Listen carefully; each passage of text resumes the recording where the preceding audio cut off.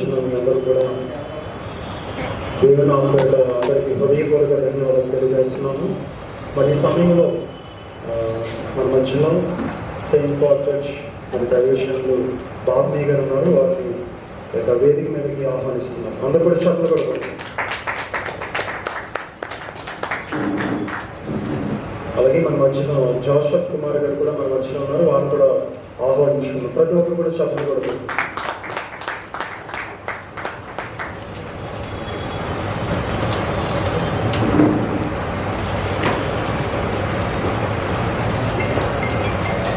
మరి ఈ సమయంలో ప్రార్థన చేసుకుని ప్రారంభించుకున్నామండి యొక్క కార్యక్రమాన్ని. వచ్చిన ప్రతి ఒక్కరు కూడా తలవంచుని ప్రార్థన చేసుకుందాం. మన మధ్యలో మరి స్థానిక దైవజనులు మరి బాబ్నీ గారు ప్రార్థన చేస్తారు. బాబ్నీ గారు ప్రార్థన చేస్తారు. అందరూ కూడా మీకు వెళ్తారు.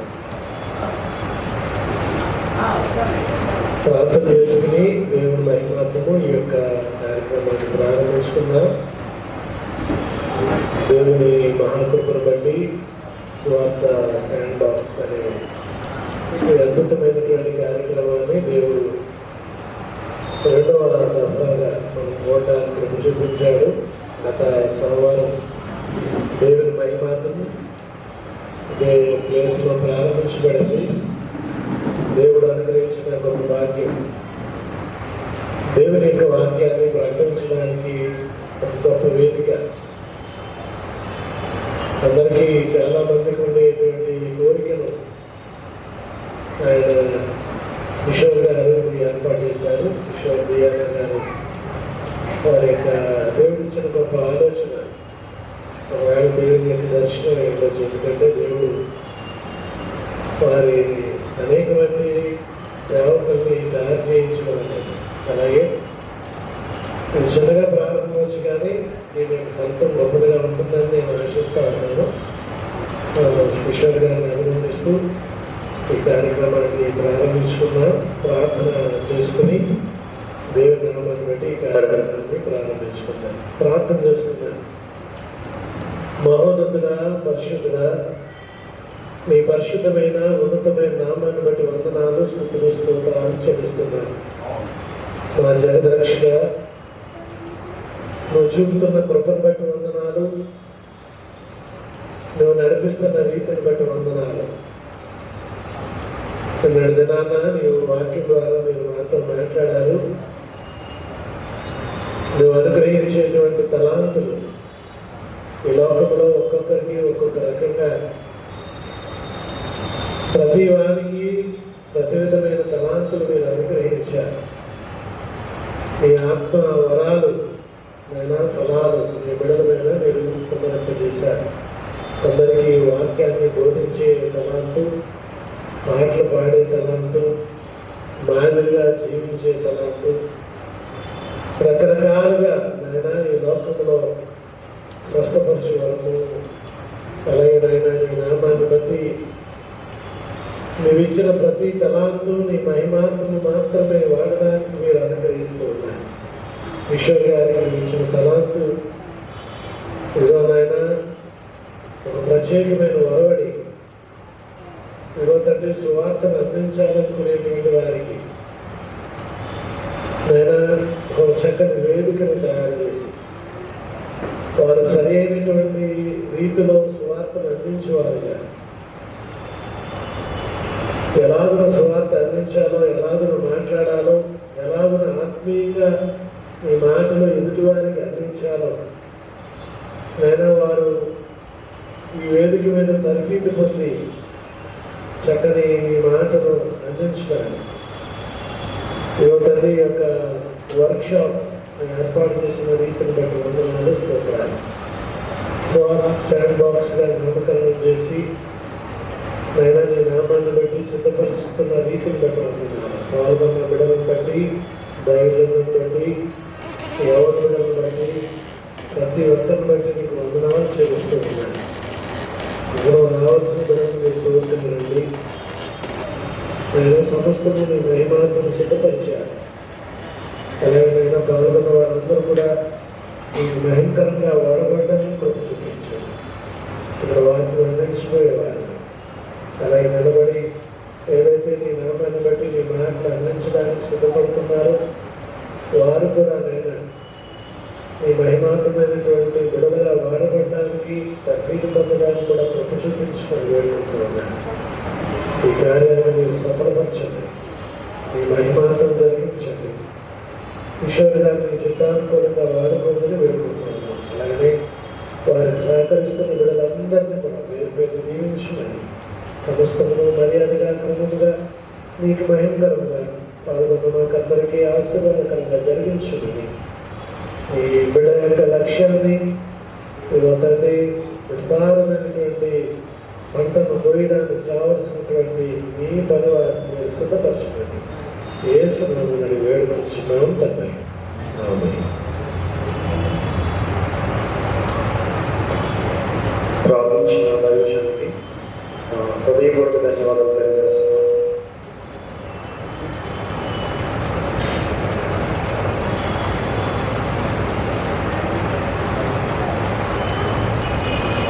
మరి ఈ సమయంలో ప్రతి ఒక్కరు కూడా ఇంట్రడక్షన్ చేసుకున్నామండి. ఎవరు మరి ఏ ప్రాంతం నుంచి వచ్చారో ఈ యొక్క పేరుతో సహా ఒకసారి ప్రతి ఒక్కొక్కరు లేచి నిలబడి పురుషాతం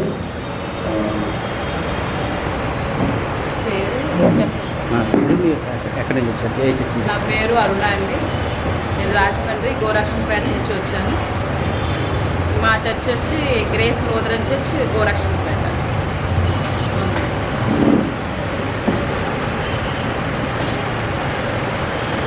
నా పేరు జోయల్ అండి.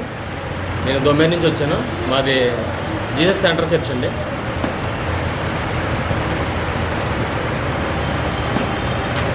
నా పేరు విజయ్ అండి. ఉల్లితోట విజయ్. నేను సెయింట్ పాల్ చర్చ్.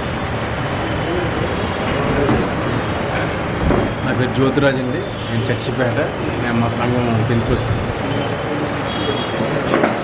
నా పేరు యేసుదాస్ అండి. మాది చర్చిపేట. మాది పరిచయం కోట్లండి. నా పేరు ముమ్మడోర్ మోహన్ రావు అండి.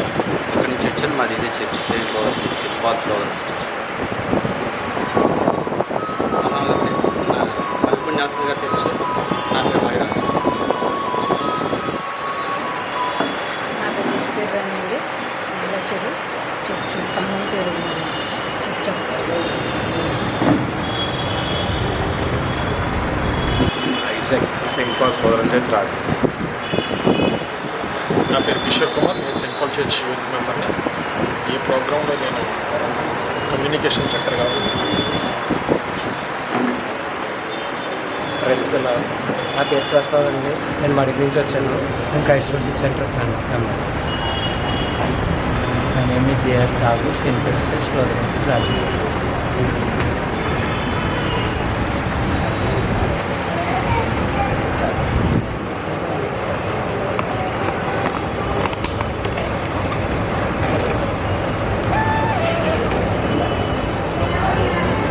అలాగే మరి ఈ సమయంలో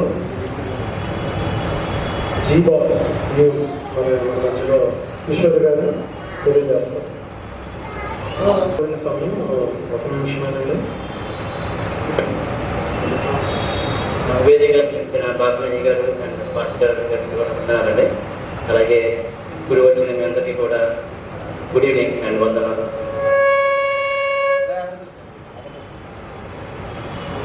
సో ఈరోజు మీ అందరూ కూడా కొద్దిగా లేట్ అయినా కూడా క్షమించాలని కోరుతున్నాను. ఎందుకంటే ఈ ప్రోగ్రామ్ కరెక్ట్గా 7 గంటలకు స్టార్ట్ చేద్దాం ఉంటున్నాం, కానీ ఆల్రెడీ 7:30 అయిపోయింది. సో నేను క్విక్గా కంప్లీట్ చేస్తాను. సో మీలో ఎవరికైనా గాస్పెల్ శాండ్ బాక్స్ అంటే ఏంటి అసలు ఐడియా ఉంటుంది? అండ్ నాకు తెలిసి మ్యాక్సిమం అందరికీ ఉండే ఉండొచ్చు.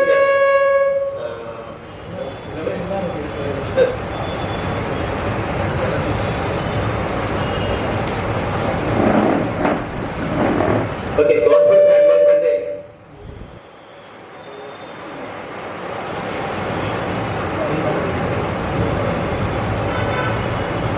ఇది ఒక పనివారిని తయారు చేసే వేదికగా నేను డిజైన్ చేసినాను ఈ ప్రోగ్రామ్ని.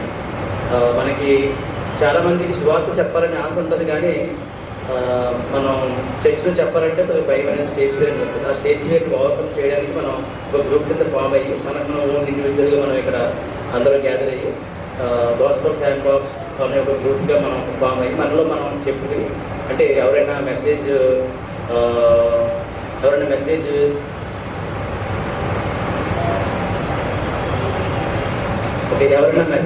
చెప్పాలనుకుంటే కనుక మనం ఈ గ్రూప్లో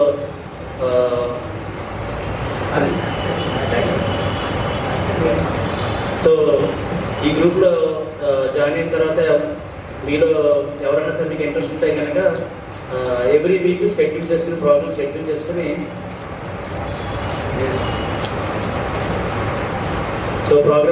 చేసుకుని మీరు ఎవ్రీ వీక్ చెప్పొచ్చండి. మీరు మీ ఖాళీ టైం ఏ వీక్ అయినా పర్వాలేదు, మీకు నచ్చిన వీక్లో ఇది every week ongoing programme. మీకు లేదా టైంలో ఎప్పుడైనా మీరు చెప్పచ్చు. మీరు జస్ట్ అంటే షెడ్యూల్ చేసుకుని ముందుగా ఈ వారం చెప్తానని చెప్పేసి ఆ పర్టికులర్ టైంలో బుక్ చేసుకుని వచ్చి ఈ ప్రోగ్రామ్లో అటెండ్ అయ్యి మీరు స్పీచ్ ఇవ్వచ్చు. సో అలాగే టేబుల్ టాపిక్స్ అనేవి కూడా మేము కొత్తగా ఇంట్రడ్యూస్ చేసామండి. ఈ టేబుల్ టాపిక్స్ అనేది ఏంటంటే మీరు చాలామంది ఎక్స్పీరియన్స్ వాళ్ళు ఉన్నారు. సో మీరు స్పాంటేనియస్గా ఒక వాక్యాన్ని మీరు అప్పటికప్పుడు ఏదైనా వాక్యం ఇస్తారు, మన శ్యామ్ గారు చెప్తారు నెక్స్ట్ జరగబోయే టేబుల్ టాపిక్స్. సో ఆ టేబుల్ టాపిక్స్ మీరు స్పాంటేనియస్గా మీకు అప్పటికప్పుడు చెప్పిన తర్వాత జస్ట్ ఒక 10 seconds మీరు ఆలోచించి మీరు వెంటనే జస్ట్ మీకు ఇచ్చిన టైం 5 minutes, ఆ 5 minutes మీరు టేబుల్ టాపిక్స్ కానీ చెప్పాలన్నమాట. సో అలాగా ఒక రకంగా బిగినర్స్కి యాజ్ వెల్ యాజ్ లెర్నర్స్కి కూడా ఈ ప్రోగ్రామ్ యూస్ఫుల్ అవుతుంది. At the same time experience people అంటే మీలాంటి వాళ్ళు చాలామంది ఉన్నారు, మీరు కూడా స్పాంటేనియస్గా సువార్తను ఎలాగా చెప్పాలనేది కూడా ఇంప్రూవ్ చేసుకోవచ్చు అన్నమాట. సో ఈ ప్రోగ్రామ్ యొక్క ముఖ్య ఉద్దేశం ఏంటంటే వాక్యాన్ని మనం ప్రయాసపడుతూ నేర్చుకోవడం అనమాట. సో ఇలా మనం ఒకసారి కాదు, యాక్చువల్గా నెంబర్ ఆఫ్ టైమ్స్ మనం టీచింగ్ అవ్వడం ద్వారా మనం గాస్పల్ శాండ్బాక్స్ జాయిన్ అయ్యి డైలీ వీక్లీ మనం అలాగా చెప్పడం ద్వారా మనం ఇంప్రూవ్ చేసుకోవచ్చండి. సో ఇక్కడ మనం ఒక చూసుకుంటే యాక్చువల్గా మీరు ఇక్కడ ఈ పిక్చర్లో చూసినట్టు మన సువార్త చెప్పాలంటే ఫస్ట్ మనం ఏం చేయాలంటే యాక్చువల్గా ఇక్కడ నేర్చుకోవాలి, అంటే ప్రాక్టీస్ చేయాలి. మనం ఏదైనా ఒక సంగీతాన్ని నేర్చుకోవాలంటే, ఏదైనా ఒక ఇన్స్ట్రుమెంట్ నేర్చుకోవాలంటే కనుక ఆ ఇన్స్ట్రుమెంట్ మనం ప్రాక్టీస్ చేస్తాం. ఏది ప్రాక్టీస్ లేకుండా ఏదైనా ఇన్స్ట్రుమెంట్ మనం వాయించగలమంటే, ఏదో మీరు ఫ్లూట్ వాయించగలరా, ఎవరన్నా మీరు గిటార్ వాయించగలరా. అలాగే ఈ ప్రీచింగ్ అనేది కూడా జస్ట్ మీకు ప్రాక్టీస్ ఉందన్నమాట. జస్ట్ మినిమం అంటే బేసిక్ ప్రాక్టీస్ అనేది ఉంటే తర్వాత మీరు ఎక్స్పీరియన్స్ నిజంగా చేస్తున్నప్పుడు ఆటోమేటిక్గా వస్తుంది. సో ఈ ఎక్స్పీరియన్స్ ఏం చేయాలంటే మనం డైరెక్ట్గా చర్చిలో చెప్పాలంటే అంత ఈజీ కదా. సండే స్కూల్ నుంచి వెళ్తున్న వాళ్ళకి అలవాటు ఉంటుంది, వాళ్ళు మాత్రమే చెప్పగలరు. లేదంటే చర్చిలో అవకాశం ఉన్న వాళ్ళు మాత్రమే చెప్పగలరు. సో కొత్తగా ఎవరైనా మారుమనసు పొందే వాళ్ళు సువార్త చెప్పాలనుకున్న వాళ్ళకి సాధన చేయాలి. మనం ఎలాగైతే ఇన్స్ట్రుమెంట్స్ మనం నేర్చుకుంటామో అలాగే మనం ప్రసంగం చేయడం అనేది కూడా మనం నేర్చుకోవాలి. యాక్చువల్గా నాకు ప్రసంగం చేయడం రాదు, నాకు పెద్దగా మాట్లాడడం రాదు. సో నేను ఈ ప్రోగ్రామ్ క్రియేట్ చేయడం కారణం ఏంటంటే నేను నేర్చుకునే అవకాశాన్ని నేను కల్పించుకుని అట్ ది సేమ్ టైం మీకు కూడా అంటే మీలో ఎవరైనా సరే మీలో నేర్చుకోవాలనే ఉద్దేశం కలిగిన వారు ఎవ్రీ వీక్ వచ్చి మాట్లాడితే మీరు అట్ ది సేమ్ టైం మీరు నేర్చుకునే ఒక అవకాశాన్ని కల్పించడానికి ఈ ప్రోగ్రామ్ డిజైన్ చేశాను.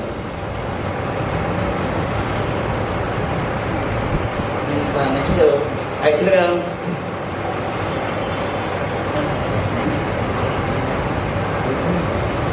సారీ నేను కొద్దిగా టైం తీసుకుంటాను, జస్ట్ ఇంకొక 1 minute తీసుకుంటాను. యాక్చువల్గా ఈ ప్రోగ్రామ్ ఎలా ఉంటుందంటే స్పీకర్స్ ఉంటారు మేడం. జస్ట్ మీకు ఆల్రెడీ ముందు చెప్పినట్టు ప్రిపేర్ స్పీచెస్ టేబుల్ టాపిక్స్ ఉంటాయి. ఎవాల్యుయేటర్స్ ఎవరుంటారంటే communication checker and presentation checker, time reporter and క్విజర్.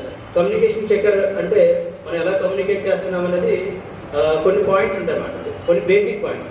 At the same time communication చెక్కర్గా ఉంటున్న వాళ్ళు ఒక అప్పటికప్పుడు స్పాంటేనియస్గా వాళ్ళు ఏదైనా ఒక పాయింట్ యాడ్ చేయాలంటే కనుక వాళ్ళు యాడ్ చేసి మీ యొక్క బేసిక్గా మీ కమ్యూనికేషన్ ఎలా ఉంటుంది ఏంటంటే ఒక రిపోర్ట్ మీకు లాస్ట్లో అంటే ఎవరైతే మెసేజ్ ఇస్తారో వాళ్ళకి ఆ రిపోర్ట్ ఇస్తారు. నెక్స్ట్ టైం వాళ్ళు ఆ రిపోర్ట్ చూసి ఆ పాయింట్స్ వాళ్ళు ఇంప్రూవ్ చేసుకోవచ్చు. At the same time presentation checker అంటే ప్రజెంటేషన్ అంటే మనం ఎలాగా చెప్తున్నాము ఏంటి అంటే ఓపెనింగ్ మెసేజ్ ఎలా ఉంది, క్లోజింగ్ మెసేజ్ ఉందని ఎలా ఉంది, చాలా నెంబర్ ఆఫ్ పాయింట్స్ ఉన్నాయండి. అవి కూడా at the same time presentation చెక్కర్గా ఒక రోల్ ప్లే చేస్తారు. వాళ్ళు కూడా ఒక రిపోర్ట్ ఇస్తారు, ఆ రిపోర్ట్ ప్రకారంగా మీరు నెక్స్ట్ టైం ఇంప్రూవ్ చేసుకోవచ్చు. At the same time time reporter. So మనకి ప్రతిదానికి ఒక టైం అనేది అవసరం అండి. సో ఆ టైం ప్రకారం ప్రోగ్రామ్ షెడ్యూల్ ఎలా రన్ అవుతుంది ఏంటంటే టైం మేనేజ్ చేయడానికి ఒక టైం రిపోర్టర్గా ఉంటారు. నెక్స్ట్ ఏంటంటే క్విజర్ ఏంటంటే మనం ప్రీచ్ చేస్తున్నప్పుడు ఆ ప్రీచ్ మనం సరిగ్గా వింటామో లేదు. ఎందుకంటే మనం వినడం ద్వారా విశ్వాసం వస్తుంది. వినకుండా మనం ఇక్కడ కూర్చున్నా కానీ మనకు లాభం లేదు. అంటే అట్ ది సేమ్ టైం నేర్చుకుంటున్నప్పుడు వాళ్ళు ఏం చెప్పారు ఏంటంటే మీరు వినడం కూడా ఇంపార్టెంట్. సో అలా మీరు వింటున్నారా లేదా అని చెప్పేసి ఒక ప్రెజర్గా ఒక రోల్ ప్లే చేస్తారు. సో వాళ్ళు ఏం చేస్తారంటే కొన్ని క్వశ్చన్స్ ప్రిపేర్ చేసి మీకు లాస్ట్లో క్వశ్చన్స్ అడుగుతారు. ఆ క్వశ్చన్స్ ఎవరైతే ఎక్కువ చెప్తారో ఆ క్వశ్చన్స్ ఒక విన్నర్కి ప్రైజ్ కూడా ఉందండి. సో మీరు స్పీచ్ ఇచ్చినప్పుడు జాగ్రత్తగా విని క్వశ్చన్స్ అడుగుతున్నప్పుడు ఆ క్వశ్చన్స్ ఆన్సర్ చేస్తే మీకు ప్రైజ్ కూడా ఇస్తాం. సో అది యాక్చువల్గా అండి. సో నెక్స్ట్ ఏంటంటే ఈ ప్రోగ్రాంలో మెంటర్స్ అని కూడా ఒక ప్రోగ్రామ్ ఇంట్రడ్యూస్ చేశారు. యాక్చువల్గా ఎవరైతే ప్రీచ్ చేస్తారో వాళ్ళు ఫర్ ఎగ్జాంపుల్ మాకు ఎవరన్నా వాటిని ఇంకా బాగా చెప్పడానికి, స్పిరిచువల్గా బాగా ఎదగడానికి, మెసేజ్ ఇంకా కొద్దిగా బాగా చెప్పాలని ఉంది, కానీ మాకు సరిగ్గా చెప్పలేకపోతున్నాను, మాకు గైడ్ కావాలని ఎవరైనా అడిగితే కనుక ఎవరైతే మీలో ఎవరైతే వాలంటీర్గా ఉంటారో వాళ్ళని మేము మీకు ఇష్టం మీకు మెంటర్గా ఉండడం మీకు సమ్మతం అయితే సో వాళ్ళని మీకు మెంటర్ కింద అసైన్ చేస్తారు. 1 or 2 months మీరు వారికి గైడ్ చేసి మెసేజ్ని వాళ్ళు బాగా చెప్పినట్లు మీరు ఇంప్రూవ్ చేసే అవకాశాన్ని కూడా ఈ గాస్పెల్ శాంబర్స్ కల్పిస్తున్నారు. So at the same time మీరు గెస్ట్లు కూడా ఎవరైతే గెస్ట్ అంటే గాస్పెల్ శాంబర్స్లో గ్రూప్లో ఎవరైతే లేరో ఆ గెస్ట్లు ఎవరైతే వచ్చారో వాళ్ళు కూడా ఇక్కడ ఈ ముందు ఈ ప్రోగ్రామ్ చూస్తూ అట్ ది సేమ్ టైం వాళ్ళకి ఏదైనా మంచి పాయింట్ ఫీడ్బ్యాక్ అంటే ఆల్రెడీ ఇక్కడ time communication checker, presentation checker చెప్తున్న పాయింట్లు కాకుండా ఇంకా మీకు తోచినవి ఏమైనా మంచి పాయింట్లు మీకు చెప్పాలి, ఎవరైతే స్పీచ్ ఇస్తారో వాళ్ళకి చెప్పాలనుకుంటే కనుక మీరు కూడా ఫీడ్బ్యాక్ ఇవ్వచ్చు. ఎవరైనా సరే ఓపెన్ ఫీడ్బ్యాక్ అనమాట. సో గెస్ట్ అయిన వాళ్ళు ఏంటంటే ఓపెన్ ఫీడ్బ్యాక్ ఇస్తారు. అట్ ది సేమ్ టైం మీరు కూడా ప్రతి దాంట్లో పార్టిసిపేట్ చేయొచ్చు. మీకు నచ్చితే గ్రూప్లో జాయిన్ అవ్వచ్చు అన్నమాట. ఇక్కడ గ్రూప్లో జాయిన్ అవ్వడానికి ఆల్రెడీ స్కానర్స్ పెట్టారు. మీరు ఎవరైతే ఇంట్రెస్ట్ ఉంటే కనుక ప్రోగ్రామ్ నచ్చితే కనుక స్కాన్ చేసుకొని గ్రూప్లో జాయిన్ అవ్వాలి. నెక్స్ట్ శాండ్ బాక్స్ కమిటీ ఏంటంటే యాక్చువల్గా ఈ కమిటీకి ప్రైమరీ ఎగ్జిక్యూటివ్ పర్సన్స్ అని చెప్పేసి ఒక మెయిన్ పర్సన్స్ కింద 5 members కావాలండి. యాక్చువల్గా ప్రస్తుతానికి నేను ప్రైమరీ ఎగ్జిక్యూటివ్ పర్సన్ కింద ఉన్నాను. ఇంకా జస్ట్ 4 members. మీలో ఎవరైనా వాలంటీర్గా ఉంటే కనుక ఈ ప్రోగ్రామ్ని నెక్స్ట్ ఫర్దర్గా ఎప్పుడైనా కండక్ట్ చేయాలనుకుంటే కనుక మీరు ఈ ప్రోగ్రాంలో ప్రైమరీ ఎగ్జిక్యూటివ్ పర్సన్ కింద జాయిన్ అవ్వచ్చు. అలా అయితే సేమ్ సెకండరీ ఎగ్జిక్యూటివ్ పర్సన్ కూడా మీరు ఎవరైనా జాయిన్ అవ్వచ్చు. సో ఏంటంటే మీకు ఫర్ ఎగ్జాంపుల్ ఇప్పుడు ఎవ్రీ వీక్ నేను ఇది ఆన్గోయింగ్ ప్రాసెస్, ఎవ్రీ వీక్ అందరికీ కుదరకపోవచ్చు. So for example next week నాకు వెళ్ళదనుకోండి, ఎవరైతే నెక్స్ట్ వీక్ ఎవరైతే ఉంటారో ప్రైమరీ ఎగ్జిక్యూటివ్ పర్సన్ కింద సో వాళ్ళు మీరు కండక్ట్ చేసుకోవచ్చు. అంటే ఎక్కడైతే మీరు ఆల్రెడీ నేను చెప్తాను ఆల్రెడీ ఎలా చేయాలి ఏంటనేది. సో మీరు ఎవరైనా వాలంటీర్గా ఉన్న వాళ్ళు ప్రోగ్రామ్ అయితే రీచ్ అయితే కనుక సో మిమ్మల్ని ప్రైమరీ ఎగ్జిక్యూటివ్ పర్సన్ కింద ఎలాగా అంటే ఈ ప్రోగ్రామ్ ఎలా రన్ చేయాలి ఏంటనేది మీకు అన్నీ మీకు చెప్తాను. సో నెక్స్ట్ వచ్చి ఇంకా యాక్చువల్గా ఇవన్నీ కూడా ఓకే స్కిప్ టైం లేదు కాబట్టి నేను ఇంకా స్కిప్ చేస్తాను. నెక్స్ట్ ఈ ప్రోగ్రామ్ రన్ చేయవలసిందిగా శ్యామ్ గారిని కోరుతున్నాను. మరి ఈ సమయంలో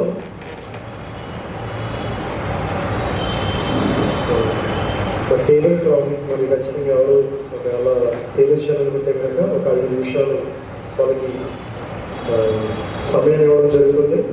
కాబట్టి ఎవరైనా వచ్చి టేబుల్ ప్రాబ్లం మరి ఎవరైనా చెప్పవలసిందిగా తెలియజేస్తాము. అంశాలు కూడా తెలియజేస్తాము. ఎవరన్నా మీలో టేబుల్ టాపిక్స్ చెప్పాలనుకుంటున్నారండి ఎవరన్నా అంటే మీకు ఇక్కడికి వస్తే జస్ట్ 5 minutes మాట్లాడచ్చు అన్నమాట. మీకు అంశాలు ఇస్తాం ఇక్కడ ఎవరైనా సరే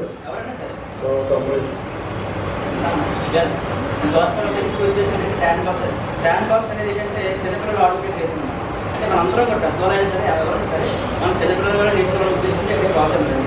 సో ఎవరో కూడా భయపడాల్సిన అవసరం లేదు. ఎలా చెప్పినా ఏంటంటే ఎందుకంటే అందరూ నేర్చుకునే వాళ్ళు ఇంక్లూడింగ్ మీ యాజ్. సో అందుకనే ఎవరు ఏ స్టేజ్కి ఫీల్ అవ్వకుండా మీరు ముందుకు వచ్చి నెక్స్ట్ టైం ఇప్పుడు కాకుండా నెక్స్ట్ టైం కూడా మీరు ముందుకు వచ్చి స్పాంటేనియస్గా మీరు ఎలా మాట్లాడితే మీరు ఇక్కడికి వస్తే అప్పుడు మీకు తెలుస్తాను అలా ఎక్స్పీరియన్స్ అలా అవుతుంది. సో కాబట్టి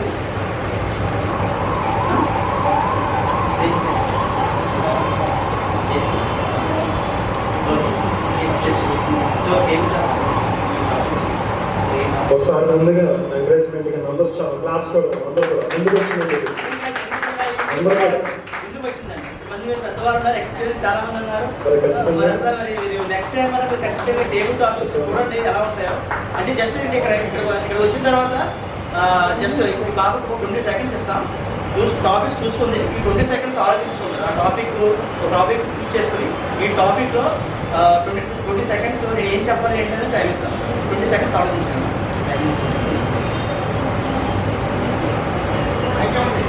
మరొకసారి అందరూ కూడా హుషారుగా చెప్పలు కొట్టిన అందరూ కూడా గట్టిగా.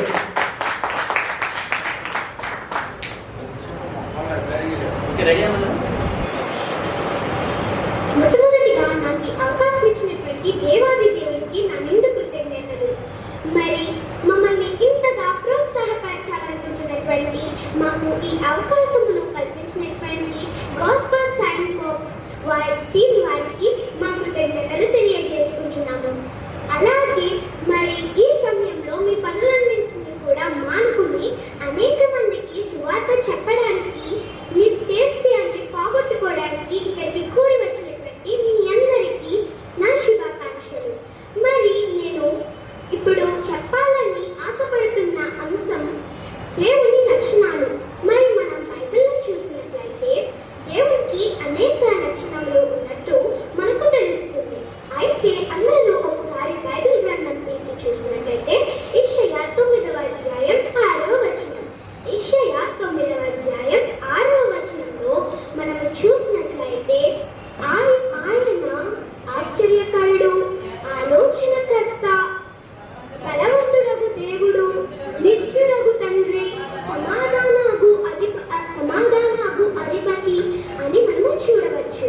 మరి అలాగే మనం బైబిల్లో ఇంకొక రిఫరెన్స్ కూడా మనము చూడవచ్చు. జెఫన్యా 3వ అధ్యాయం 17వ వచనం. జెఫన్యా 3వ అధ్యాయం 17వ వచనంలో మనము చూసినట్లయితే ఇక్కడ కూడా శక్తివంతుడనియు, మనలను రక్షించువాడనియు, మనయందు సంతోషించువాడనియు, అలాగే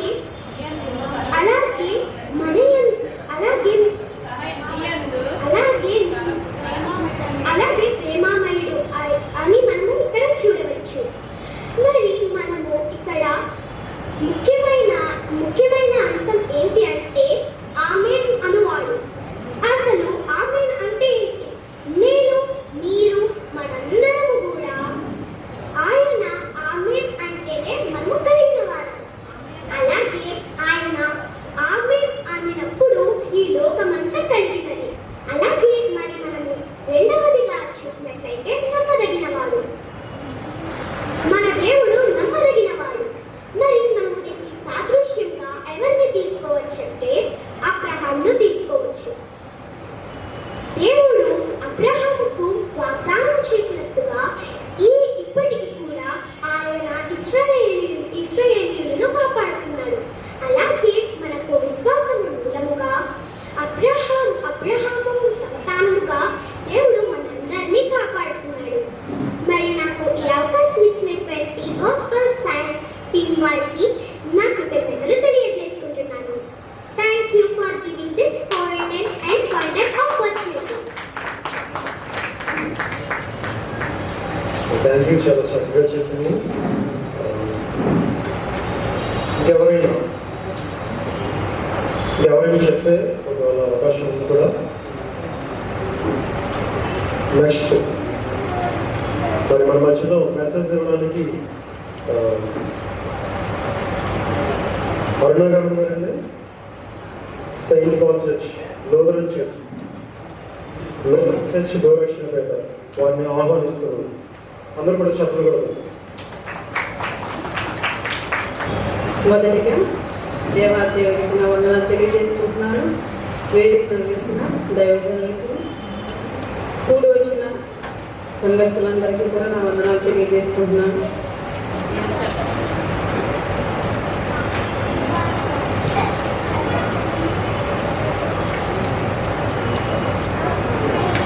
నేను చెప్పబోయే టాపిక్ వచ్చి కుటుంబం అండి. ప్రతి ఒక్కరు కూడా దేవుని యొక్క కుటుంబంలో మనం ఆయన చేసిన ఒక కుటుంబంలో మనందరం ఒక సభ్యులు.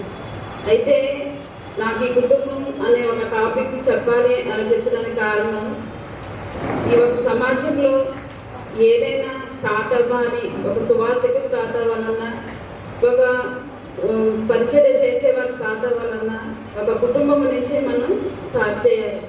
ఎందుకంటే తల్లిదండ్రులు అన్నది మూల స్తంభాలుగా మనకు ఉండాలి. ఎందుకంటే బిడ్డల్ని పోషించి వాళ్ళని సరైన చక్రంలో మార్గంలో నడిపించాలి అంటే ఒక కుటుంబము అన్నది చాలా ఇంపార్టెంట్. అది దేవుడికి చాలా ఇష్టమైనది అనమాట. ఆది కాలంలో మనం చూసుకున్నప్పుడు ఆదిలోని దేవుడు ఒక చక్కటి కుటుంబాన్ని ఏర్పాటు చేశారండి. అది ఎవరు అన్నది మనందరికీ తెలుసు. అది మన ఆది తల్లిదండ్రులైన అవ్వగారు, ఆదాము గారు. వీళ్ళొక కుటుంబంగా దేవుడు ఆయన సృష్టించినప్పుడు సృష్టిలో సమస్తాన్ని కూడా సృష్టించి ఆయన చూసుకుని అంతా బాగుంది అని అనుకున్నారు. కానీ ఆయన ఒకటి తృప్తిగా అంటే ఒక తృప్తి లేని విధంగా ఉన్నారు. అన్ని సృష్టించాను కానీ ఏదో ఒక వ్యక్తి అది ఏంటి అని చెప్పేసి ఆయన చూసినప్పుడు ఆది కాండము 1వ అధ్యాయము 27వ వచనం మనం చూసినప్పుడు దేవుని యందు ఒక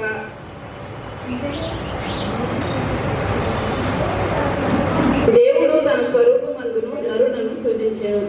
ఇక్కడ ఏం చేశారంటే హల్లెలూయా, ఆయన ఆదిలో ఏం చూశారంటే ఆదిలో ఆయనకు స్వరూపుల సమస్తాన్ని నేను సృష్టించాను, పశుపక్షాదులు నేను సృష్టించాను, అన్ని నేను సృష్టించాను. కానీ ఏమీ ఒక తెలియని అసంతృప్తి. అదే ఆయన స్వరూపంలో దేవుడు ఒక కుటుంబాన్ని సృష్టించుకున్నాడు. ఆ సృష్టించిన దేవుడు వారిని చూసి ఎంతో తృప్తి పొందాడు. అయితే 28వ వచనంలో మనం చూసుకున్నప్పుడు అక్కడ ఏం కనిపిస్తుందంటే ఆయనకి దేవుడు వాళ్ళని ఆశీర్వదించి భూమిని నిండించి దాన్ని లోపరుచుకుని సముద్రపు చేపలను భూమి మీద ఉన్న ప్రతి జీవులు ఏరుడని వర్త చేశారు. అయితే ఆయన ఏం చెప్పారంటే సమస్తము దేవుడు ఇచ్చేసారండి, ఇవన్నీ మీరు ఏలండి అని చెప్పేసి చేసిన ఒక బిడ్డలకు దేవుడు ఇచ్చినప్పుడు వారు ఏం చేశారంటే అన్ని దేవుడు ఇచ్చినవన్నీ అనిపిస్తూ దేవునితో సంతోషంగా ఉంటూ దేవునిలో ఉండాల్సిన వారు ఉండకుండా కొన్ని ఒక కారణాలను బట్టి దేవుని యొక్క ప్రేమను వారు కోల్పోయారు. ఎందుకంటే అపవాది చేసిన ఒక చోటు వచ్చింది. దేవుడు ఇస్తేనే మనకు బిడ్డలు వచ్చారు, దేవుడు ఇస్తేనే మనకు సమస్తాన్ని కూడా మనం చూసుకోగలుగుతున్నాం. అయితే ఒక దేవుడు ఇచ్చిన ఒక బహుమానాన్ని మనం ఎలా కాపాడుకుంటున్నాము, దేవుడు ఇచ్చిన ఒక జీవితాన్ని మనం చూసుకుంటున్నాము. ఈ లోకంలో మనం చూసుకున్నప్పుడు ఈరోజు చిన్న పిల్లల కాంచి పెద్ద పిల్లల వరకు కూడా ప్రతి ఒక్కరు ఏవో వ్యసనాలకి ఆ బానిసగా తయారవుతారు. చిన్న పిల్లల నుంచి సెల్ ఫోన్స్, వాళ్ళకి తెలియని ఉండట్లేదు, తల్లిదండ్రులతో ఆప్యాయత ఉండట్లేదు. ఇదంతా ఎక్కడ మిస్ అవుతుందంటే కుటుంబంలో మిస్ అవ్వడం జరుగుతుంది. మనం అలా చూసుకున్నప్పుడు దేవుడు ఒక కుటుంబ బాధ్యత తల్లిదండ్రులకి తండ్రికి అయిన బాధ్యత అంటే మనం బైబిల్ చరిత్రలో మనం చూసుకున్నప్పుడు మనకు చాలా కుటుంబాలు కనిపిస్తాయి. కానీ నేను అన్ని కుటుంబాలు నేను చెప్పను, కానీ ఇద్దరు వ్యక్తుల గురించి నేను చెప్తానండి. మొదటిగా మనం చూసుకున్నప్పుడు 6వ అధ్యాయంలో మనకు కనిపిస్తారు నోవాహు గారు. నోవాహు గారి నుంచి ఆదాము గారి నుంచి నోవాహు గారి వరకు మనం చూసుకున్నప్పుడు మొత్తము 10 తరాలు మనం అక్కడ చూస్తాము. 10 తరాలు దేవుడు భూమి మీద నోవాహు గారి వరకు మనం చూసినప్పుడు ఒక్కరు కూడా ఆయనకి దృష్టికి మంచిగా లేరట. ఒకసారి మనం ఆ వాక్యాన్ని చూద్దామండి. ఆది కాండము 6వ అధ్యాయము 5వ వచనం చూడండి. నరులు చెడుతనము భూమి మీద గొప్పదనియు వారి హృదయం యొక్క తలంపులు ఊహాంతయు ఎల్లప్పుడూ కేవలం చెడ్డదనియు యెహోవా చూసి తన భూమి మీద నరులను చేసినందుకు యెహోవా సంతాపం నుండి తన హృదయంలో నొచ్చుకును. అప్పుడు యెహోవా నేను సృజించిన నరులతో కూడా జంతువులను పురుగులను ఆకాశ పక్షులను భూమి మీద ఉండకుండా తుడిచివేయదు. అనగా నేను వారిని సృజించినందుకు సంతాపం నొందెను. హల్లెలూయా. ఇక్కడ ఏం చేస్తున్నారంటే దేవుడు భూమి మీద సమస్తాన్ని సృష్టించాను, వీరెవ్వరూ నా మాట వినట్లేదు అని ఆయన ఏం చేశారంట సంతాపాన్ని నొంది భూమి మీద ఏమీ ఉండకుండా తీసివేయాలి, తుడిచివేయాలి అని ఆయన ఒక నిర్ణయానికి వచ్చినప్పుడు ఈ ఒక ఆదాము గారి నుంచి నోవాహు గారు 10 తరాలని నేను చెప్పాను కదా. ఈ ఒక 10 తరాల్లో కూడా ఒక దేవుని దృష్టిలో ఒక కుటుంబము మాత్రం చాలా నీతిమంతులుగాను యథార్థవంతులుగాను నిందారహితంగాను కనిపించిందంట. ఆయనే నోవాహు గారు. మన కింద చూసుకున్నప్పుడు మనకు కనిపిస్తుంది. అయితే నోవాహు యెహోవా దృష్టికి కృప పొందిన వాడాయను. నోవాహు నీతిపరుడును తన తరములో నిందారహితుడైన దేవుడు నడిపించాడు. అంటే నిందారహితుడైన తన కుటుంబాన్ని ఎన్ని తరాలు 10 తరాలు మనం చూసాం కదా. వారందరిలో కూడా దేవుని యొక్క అయ్యో ఎందుకు దేవుడు నన్ను చూసించాడు, నన్ను ఎందుకు సృష్టించాడు, మనోళ్ళు దేవుడిని మర్చిపోయి దేవుడు ఏదైతే చేశాడో సృష్టిని పూజించే వారిగా తయారయ్యారండి. సృష్టిని సృష్టించిన దేవుడు మనిషిని చూసి మురిసిపోతుంటే ఈ మనిషి ఏం చేస్తుంటే దేవుడు చేసిన సృష్టిని చూసి దేవుని మర్చిపోయే వారిగా ఉన్నప్పుడు, చెడుతనం భూమి మీద విస్తరించినప్పుడు ఆయనకి ఒకే ఒక కుటుంబం కనిపించిందని, నోవాహు గారి కుటుంబం. ఆయనకి ఎలా అయితే ఆయనకున్న వారు ఎంతమంది అండి? 3 కుమారులు, కోడలు, భర్త, ఆయన భార్య. వీరందరినీ కూడా ఇది ఒక కుటుంబం. ఈయన ఎందుకు దేవునికి నిర్దాక్షిణ్యంగా కనిపించాడు? మరి ఇంతమంది ఇన్ని తరాల్లో వాళ్ళందరూ ఎందుకు కనిపించలేదు? దానికి కారణం ఏంటి అని మనం ఆలోచించినప్పుడు వారందరూ కూడా దేవుని యొక్క మాటకు లోబడలేదండి, దేవుని యొక్క ఆజ్ఞలకు లోబడలేదండి. ఇష్టానుసారంగా ఇల్లు కట్టుకుంటూ పెళ్లి చేసుకుంటూ మనకి ఎవరికి ఇష్టం వచ్చిందో వాళ్ళు చేస్తున్నారు. కానీ దేవుడి లోకంలో మనుషులు ఎందుకు నిలిచాడు? దేవుడి లోకంలో అసలు నన్ను ఎందుకు పుట్టించాడు?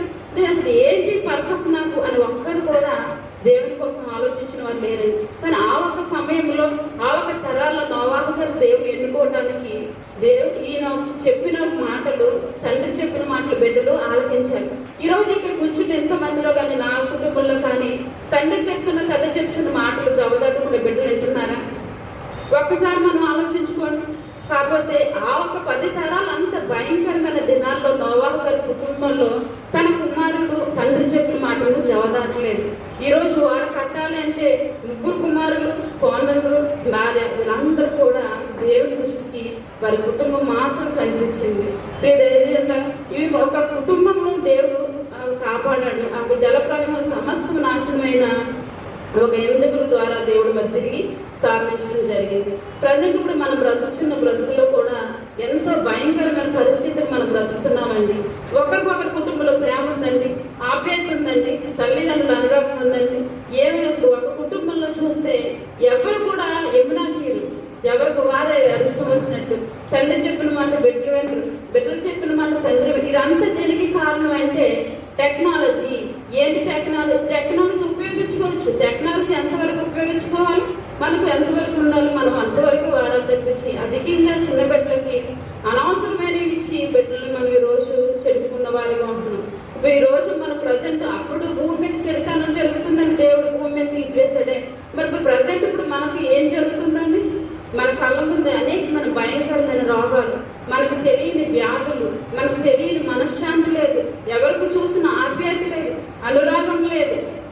దీనందరికీ కారణం ఏంటి అంటే సృష్టించిన దేవుణ్ణి మర్చిపోయి సృష్టాన్ని మీరు పూజిస్తున్నారు కనుక ఒక కుటుంబంలో అన్నది మనకి ఇక్కడ కనిపిస్తుంది. కనుక దేవుడి మధ్యాహ్నం ఈ యొక్క సాయంత్రకాల సమయంలో మన కుటుంబం మన బాధ్యత.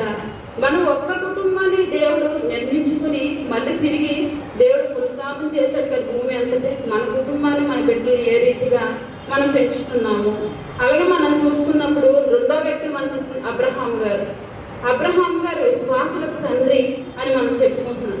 ఆయన కుటుంబాన్ని ఆయన ఎందుకు విశ్వాసులకు తండ్రి అని చెప్పి ఆయన ఎందుకు చెప్పుకున్నారు?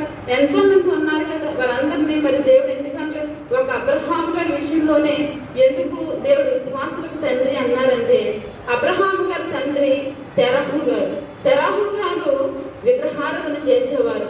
ఆయన ఎలా అంటే ఒక కాలువ గడ్డ దగ్గర ఉన్న మట్టిని తీసుకొచ్చి దాన్ని తొక్కి బొమ్మలు చేసి విగ్రహాలను పూజిస్తున్న వారి కుటుంబంలో నుంచి ఇది ఇలా తీసుకొచ్చి ఇది కాలుతో తొక్కి దాన్ని విగ్రహం చేసుకుని దాన్ని పూజించి దాన్ని దేవుడు అంటున్నారే, అది ఎంతవరకు సమంజసం? అసలు మనం చేసుకుని మట్టి విగ్రహం అవుతుందా అని అప్పట్లోనే ఎటువంటి బోధకులు లేకపోయినా, ఎటువంటి ఉపయోగించే టెక్నాలజీ లేకపోయినా అబ్రహాం గారి మనసులో ఒక ఆందోళన. దేవుడు అన్నవాడు ఇలా మనుషుల చేత చేయబడినవాడు కాదు. అంటే వీళ్ళిద్దరు నోవాహు గారిని మనం చూసుకున్నప్పుడు ప్రత్యేకమైన దేవుని మార్గంలో నడిచారండి. అబ్రహాం గారిని మనం చూసినప్పుడు అందరిలాగా గొర్రె ఒకటి అయితే దాని వెనకాల వెళ్ళిపోయి మనస్తత్వంలో ఆయన వెళ్ళలేదు. అంటే తండ్రి ఒక మార్గంలో వెళ్ళలేదు. అప్పటికి ఆయన గొప్ప ధనవంతుడు. అయినా కూడా ఆయనకి ఒక ఆలోచన, ఇది విగ్రహం దేవుడు కాదు అని అప్పట్లోనే ఆయన తెలుసుకోవటం వల్ల దేవుడు ఏం చేశాడంటే ఆదికాండము 12వ అధ్యాయం మనం చూసుకున్నప్పుడు అక్కడ చెప్తారనమాట. ఏమని చెప్తారంటే ఒకసారి చూడండి, ఆదికాండం 12వ అధ్యాయంలో మనకు ఉంటుంది. నిన్ను గొప్ప జనముగా చేసి నిన్ను ఆశీర్వదించి నీ నామమును గొప్ప చేయదును, నీవు ఆశీర్వాదంగా నందుకు. హల్లెలూయా. అక్కడ నిన్ను గొప్ప జనముగా చేస్తానని వాగ్దానం చేశారు. ఆయన అప్పుడు ఏం చెప్పారంటే, నువ్వు ఫలానా దేశానికి నేను ఏదైతే చూపిస్తున్నానో ఆ దేశానికి నువ్వు నడువు అని చెప్పినప్పుడు తన తండ్రిని కానీ తన ఉన్న ఆస్తిని కానీ అన్నదమ్ముని కానీ ఇవేమి చూడలేదు. ఇవేమి చూడకుండా నాకు దేవుడు చెప్పాడు, నాకు ఎవరు చెప్పారు, ఆయన చూపించిన దేశానికి నన్ను వెళ్ళమన్నాడని చెప్పి తన భార్యను తనకున్న సమస్తాన్ని కలిగి దేవుని చెప్పిన మాటలు తీసుకుని వచ్చేయటం జరిగిందండి. తన కుటుంబాన్ని ఆ రీతిగా ఆయన నడిపించుకున్నాడు.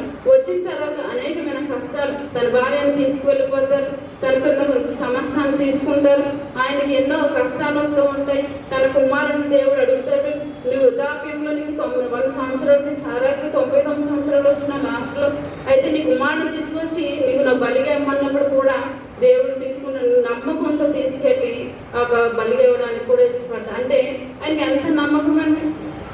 ఆయన కుటుంబాలకి దేవుడు విశ్వాసం తండ్రిగా అనుకోవడానికి ఉంటున్నాయి కదా, అనేకమైన కష్టాలు వారి జీవితంలో వచ్చింది.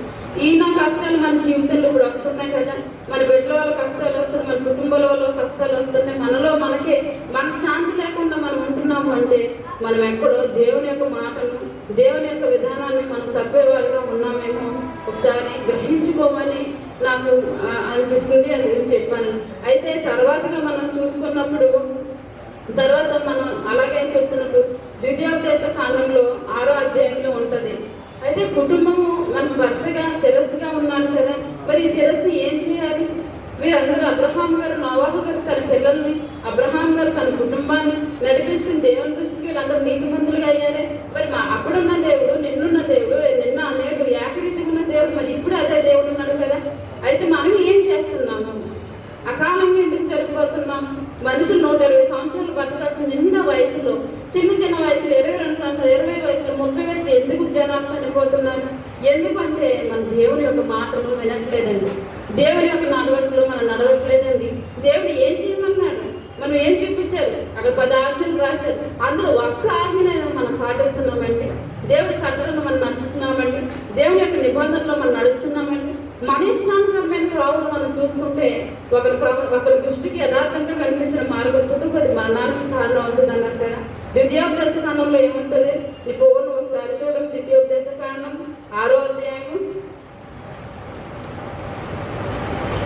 ఇజ్రాయేలు వినుము, మన దేవుడైన అద్వితీయుడకు యెహోవా నీ పూర్ణ హృదయంతోను, నీ పూర్ణ ఆత్మతోను, నీ పూర్ణ శక్తితోను నీ దేవుని యెహోవాను ప్రేమింపవలను. నేడు నేను నీకు ఆజ్ఞాపించి ఈ మాట నీ హృదయంలో ఉండవలను. నీ కుమారులకు వాటిని అభ్యసింప చేసి నీ ఇంట్లో కూర్చున్నప్పుడు, త్రావు నడిచినప్పుడు, పండుకున్నప్పుడు, లేచినప్పుడు వాటిని గురించి మాట్లాడవలను. చూచిన వాటిని చేతి కట్టుకను నవిటి కన్నులను బాస్కంగా ఉండవలను. నీటి ద్వారం బంధువులను గమనం మీద వాటిని రాయవలను. హల్లెలూయా. ఇక్కడ దేవుడు ఏం చెప్తున్నాడండి? అక్కడ ఎలా అయితే ఎవరు నడిచారో ఇక్కడ మనకి కూడా దేవుడు చెప్తున్నాడు. ఏమంటే నీ పూర్ణ మనసుతో దేవుడిని ప్రేమించాలి, నీ కుమారులకి వాటిని అభ్యసింప చేయాలి. నువ్వు నడుస్తున్నప్పుడు, పడుకున్నప్పుడు, పిల్లల్ని పక్కన వేసుకుని పడుకున్నప్పుడు మనం చెప్తాం కదా చందమామ కథ, అవి కదా దేవుడు చెప్పమంటుంది. ఇక్కడ ఏం చెప్పమంటుంది? నీ పిల్లలు పడుకున్నప్పుడు, కూర్చున్నప్పుడు, లేచినప్పుడు, నడిచినప్పుడు వాటిని గురించి మాట్లాడవాలి. నువ్వు ఏంటి వాటిని గురించి అంటే ఏంటి మనకు తెలుసా? మనకు తెలిస్తే ముందు వాళ్ళకి చెప్తాను, వాళ్ళకి చెప్తే రేపొద్దుట వాటి నుంచి వాళ్ళు దాటకుండా ఉండడానికి అవకాశం ఉండదు. నరహత్య చేయవద్దు అన్నది ముందు మనకు తెలిస్తే ఆ బిడ్డకు మనం చెప్తే ఇది మనకు దేవుడు చెప్పాడు కదమ్మా, కనుక ఇది దేవుడు చెప్పినట్టు మనం నడిచినప్పుడు దేవుడు మనం జ్ఞాపకం చేసుకుంటాడు అన్నప్పుడు ఆ బిడ్డ రేపన్న రోజు అటువంటి ప్రాబ్లం తనకు ఎదురైనప్పుడు మా అమ్మ నాకు ఇది చెప్పింది కదా, ఇది నేను చేయకూడదు అని చెప్పి తను గుర్తొస్తారు. అబద్ధం ఆడకూడదు. ఎంతమంది అబద్ధం అండి? తెల్లారులు అయితే ఒక్కరు కూడా అబద్ధం లేకుండా మనం బ్రతుకుతున్నామా?